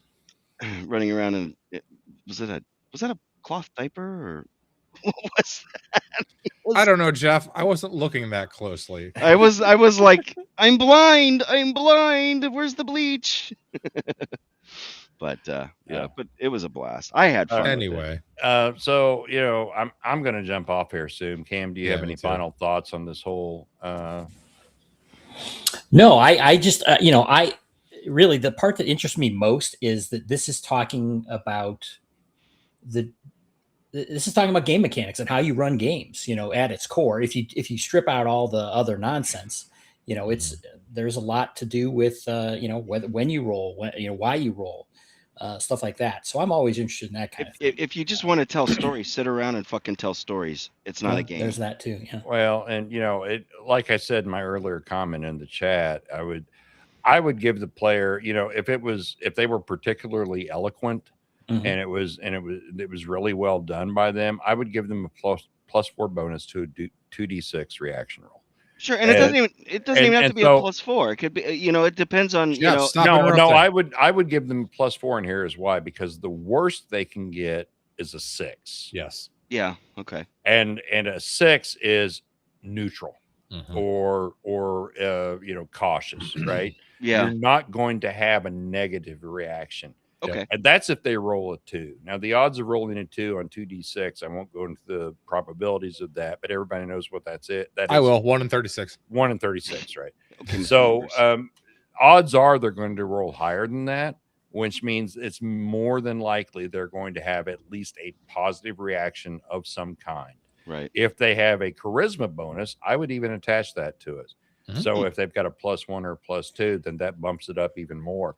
And you don't need to say, that was so great, I rule that as a natural 20. You don't have to do that if you just use a fucking 2d6 reaction roll and you reward the player because they did a really good job of role playing and explaining themselves, and give them a fucking +4 bonus. And what you're describing is refereeing, not throwing out the rules.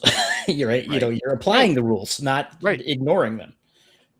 Yep. Yeah. I agree. I think that's important. Yeah. I think I loved I thought your solution was eloquent. I think that goes right to the And heart it's of grounded way in to do math, it. which is the best part. Yeah. Yeah. Makes you, I'm sure it gets, Well, it just gets you hot and bothered. It satisfies everything. I mean, Yes. you know, Sparkle Trolls can't really argue against it. Old school players can't really argue against it. It's like you're using the rules, you know. It says in the rules that the DM can assign a bonus for, you know, Sure. for whatever, right? Okay. I give you a +4, roll 2d6. Oh, you got an 8. That's a +4. It's a 12. They are 100% behind you. Yep. End of fucking story. There's no controversy. Yeah. Yeah. And it deflates the whole argument all the way up. Yeah. I Run games, don't tell stories. Yes. Yes. The game run well becomes the story, and you will remember it forever. Yes. Yep. Like the 12-year-old kid that sacrificed an entire city above to save his own ass. Don't blame him a bit. I felt that's very metal of him. That was so metal. That kid was awesome. All right. Well, Kyle, thanks for jumping on. In the end, after all, it was great having you. Pissed. I know. I figured, you know, between Dan and Cam, they might be able to pull you out of the weeds. Hey, you're welcome on anytime, buddy. And maybe we'll have a more normal time that instead of random, but maybe we'll keep it random. Who knows? You know, maybe we'll plan it and make it look like it's. If you could give me more than 45 minutes heads up, that would be great. Okay, Cam, you heard him. I don't think that's an unreasonable request for a man with a wife and a child and who happens to have to cook dinner most nights. Jeff is the one that said, wait, we got to pull down. I was ready to just go. I didn't make anybody come in here. I appreciate it, but well, Cam's like LFG. I didn't want to be in a situation where it was just Cam and I either agreeing the whole way or me yelling at Jeff. I think or him yelling at me. It turned out it was 4 guys agreeing the whole way. Well, yeah, but at least we had different takes Dan on disagreed stuff. with a lot, you know, and kind of meta disagreed, I guess, with the. I disagreed with the lack of nuance on some of the hot takes on Twitter by people that have an IQ of about room temperature. Yeah. What do you guys have coming up? Hold one second. It's not to rehash it all, but Mike Merles is one of these people, right? You know, I mean, you can't like him or not, and I have nothing against him. He was a major influence on that game. Yeah, you know? I mean, that's all well and good. Some of his hot takes were bad. No, hang on. You know, I mean, that tweet was poorly worded and was done with a room temperature IQ. That doesn't mean he has a room temperature IQ. But that tweet was. Sure. He was not. Words are important. You should use good ones. People judge you by the words you use, and people critique what you say. And the first edition DMG should be required reading by 2nd grade, because by the time you figure it out in 4th grade, you'll be reading at a college level, and the world will be a better place. That's true. Kyle, what do you have coming up? Did you guys do the show, the big show this week? Yeah, that dropped this morning. Did it? Yeah, tune into that. You can find us on all major podcast providers. Just search Nerd Cognito. You can follow us on X. And then Saturday? Saturday will be the Speakeasy. I will be out actually. I talked to you earlier about this week's kind of hectic. My time is hectic and everything right now. I had blocked out Monday night for the game. That didn't happen because of the flight delays, which is perfectly understandable. I don't blame anybody for that. I will not be around this coming weekend for the Saturday Speakeasy, nor will I be on next Tuesday's show. Okay. I don't know what's going to happen after that. I'm going to try to make it on the next one, but I got a lot of stuff on the schedule for the month of June. And yeah, I mean, I've been talking to Ryan. We've been trying to figure things out. I just can't promise anything at this point, but absolutely, if you're not subbed to Nerd Cognito, which really kind of, you know, started this whole thing, at least from Cam's point of view. Yeah. I mean, definitely sub to Nerd Cognito, check it out, because, you know, those are the kinds of things that you'll see, you know, thought-provoking things, and things that'll kind of bring attention to comments and other stories that you may not have heard And about. Nerd Cognito, in my opinion, and although I'm biased, we're always kind of ahead of the curve on things. We have a pretty good track record of being ahead of the curve, sometimes too far. yeah, And I agree. yeah, but Ryan, you know, regardless of what you think, Ryan's a great dude. I've been friends with him for over 3 years now, and I wouldn't have it any other way. And not everybody on the chat agrees with everything either. There's, you know, And it's pretty but lively. yeah, but you know, when it comes down to brass tacks, you know, it's like you read the X posts and you think, oh, this guy's not going to listen to anybody else, but Ryan will. Yeah, Ryan will straight up. Yeah, he may tear your argument apart, but he's not doing it Well, out of spite. He's doing if it your out of argument, legitimate. Yeah. yeah, if your argument and your opinions aren't good enough to stand up to cross examination, then it's not a good argument or opinion.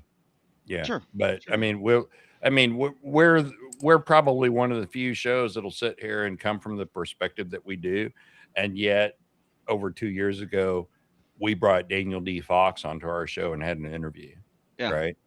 And at the end of the interview, it's like, okay, we're never going to vote the same way this guy does, but he loves games, we love games, and we really found a common ground. I It's one of my proudest moments of being part of that show, is that it really showed a willingness on our part to kind of bridge certain gaps between the sort of the new school, so to speak, and the old school, or at least you know, one side of the aisle and the other side of the aisle, where Yep. I really think it's one of my proudest moments on that show, that we demonstrated. It's like, you know what, we are willing to talk to anybody in a, you know, in a good faith sort of fashion. Absolutely. If you're willing to come to us with good faith, we're willing to give you the same, and we'll have a conversation. We may not agree, but we're going to have a conversation, and, you know, and both sides can kind of maybe come to some sort of reckoning, Or at least make their points and let the yeah, audience decide. yeah, you know, let the chips fall there where they may, right? Yeah, absolutely. Yeah, and and that's kind of, you know, Ryan and you have been an inspiration for me, and one of the reasons, you know, you know, Dungeon Delver, a lot of the guys, the old school guys out there, have all. That's kind of, I want to have all these different people, and we're the same way, man. Anybody wants to come on, we're more than happy to have you. And I'm Yeah. going to get Ryan on one of these days. Hopefully his voice gets better, because I heard he's. I'll put a bug in his ear the next time I talk to him. Yeah, I want tomorrow. I I think I'm going want to call him tomorrow. I don't know if he'll answer or not. Yeah, well, he might not be able to talk from what I. Yeah, well, that's the thing. And sometimes I call and he's like, I can't talk right now. No, like physically might not be able to talk. Oh, well, that's true too. Yeah. From what he, because I messaged him and he's like, oh man, I can't talk right now. Literally can't talk. So can't speak. So, but yeah, man. And Nerd Cognito is exclusively on Rumble. So you do have to. And For the X. Saturday Speakeasy, yeah. And if you want to watch, if you want to see video of our Big Show podcast, that's available on Spotify or Rumble. Yeah. Rumble's preferred. But we are in the we won an award for 2025. We were in the top 25% of all podcasts on Spotify. Oh, that's awesome! Congratulations. Which is we were shocked, and then two, we were like, oh wow, that's cool. Sweet. That is awesome. So, That is awesome. yeah. So there's a bigger audience than the one I'm used to seeing than that we're hanging out with in the chat. Sometimes we're amazed at the you know, the audience that we have, but we welcome everyone. And if like I said, if you come to the table with good faith, we're willing to talk about anything. Yep, and that's awesome. All right, Kyle. Well, you take care. Have a good Yeah, night, thank you. and Thank let you me very know much. when you want to come on next. I'm not sure if I'm going to be in the Monday game or not next Monday because of I travel. believe in Okay, you. okay, Jeff, you need to be there. You do. Okay, so I'm going to have to stop at a rest area. Or just make someone else drive for an hour and a half or 2 hours. Okay, All right. we'll talk Did to you see Jeanette about that. Discord? I talked about killing your character. You better show up. Yeah. Oh Mhm. shit! You know what's Okay, good for you. I have not. I've not. I've been at North Texas, and I have not been much in the Discord or I'm on. not going to kill your character. Okay, He well, won't, but I might. well, Matt's character definitely has suspicions of me, so you know, I think he's. I got it think out you for all me, have too. beautiful suspicions of each other, and it's a great great. time to run that game. I have so much fun. Oh, you have no idea, Dan. I've I- got ideas, man. I'm having a It's blast. beautiful. I could I'm run having this a game for a blast. year for you guys. It'd be awesome. I would play this game for a year. So good. Yeah, yeah. All right. Well, that's awesome. Okay. All right. Thanks for hopping on, brother. Good to see you. Hey, yeah, Take care, you too, and thank you guys for having me. And I hope Anytime. I didn't, piss Nope. anybody off. Oh no. Yeah, I don't care if you pissed anybody off. You were a blast as always. I'll see you. All right. Yeah. See you, man. I did call people, like everybody on entire social media platforms, idiots. So I think I win that one. Well, I mean, I did call, BLM a moron. So, Mr. Mulligan, I think you are. Sorry, but for many, many reasons. He And- said BLM, and I was like, bigger, larger mansions. well, that's what I said. I actually said that. I said, buy large mansions. What? What? I'm going to hell. Yeah. Anyway, yeah. I think I'm gonna hop off too. I think we've run All around in right. circles enough. Everybody like and subscribe and share and Me. to the Bad News Bards. It is now officially the Bad News Bards is the channel name now. Well, that's weird. It says After- at Tennessee TN Tabletop Tavern. Yeah, well, I'll change that too. I think it'll still work for probably a couple weeks that way. But yeah, we had a conversation. You, me, Tenkar, other people. We kind of took a little impromptu survey and so the last one I got to talk with was Cam because Cam's been here since the beginning and said, so what do you think? So it is the flagship show. That doesn't mean we don't have any other shows. That's not everything is not just the Bad News Bards, but it all will be on the Bad News Bards channel. So like, subscribe, and I guess if you want to, you can go over and sign up to Dan the Final Arbiter. Right? You should. I'm fun. Yeah, he's fun. I'll He's make a fun. video one day, I promise. Yes. Instead of just sniping off of everybody else's. No. All right. Edgelord, if you want to bring them, that would be cool. I will also have the book with me. Oh, Edgelord's going to sell me a pinball machine, I hear, for real Squirrel. cheap. Yeah. At any rate, yeah, that was from Roger's show. I know where it's from, Squirrel. Yeah, okay. Scroll. Will do. Scroll. Yeah. At any rate, the question is, will the wife let me? So, all right, guys. I'm gonna go ahead and end the stream now. I don't have any outro. Don't have an intro yet. All that fun jazz. But peace, and we'll see everybody on probably Sunday. I think we're gonna try and live stream from the show. Okay. From there. So I will probably be there. I'm going to change my flight to Monday morning, I think. Are you? Are Yeah. you? Okay. All right. Well, didn't you change it back or something? Weren't you? Yeah. I'll tell you later. It's a long, complicated story. These guys don't care. I know. All right. Ending the stream now.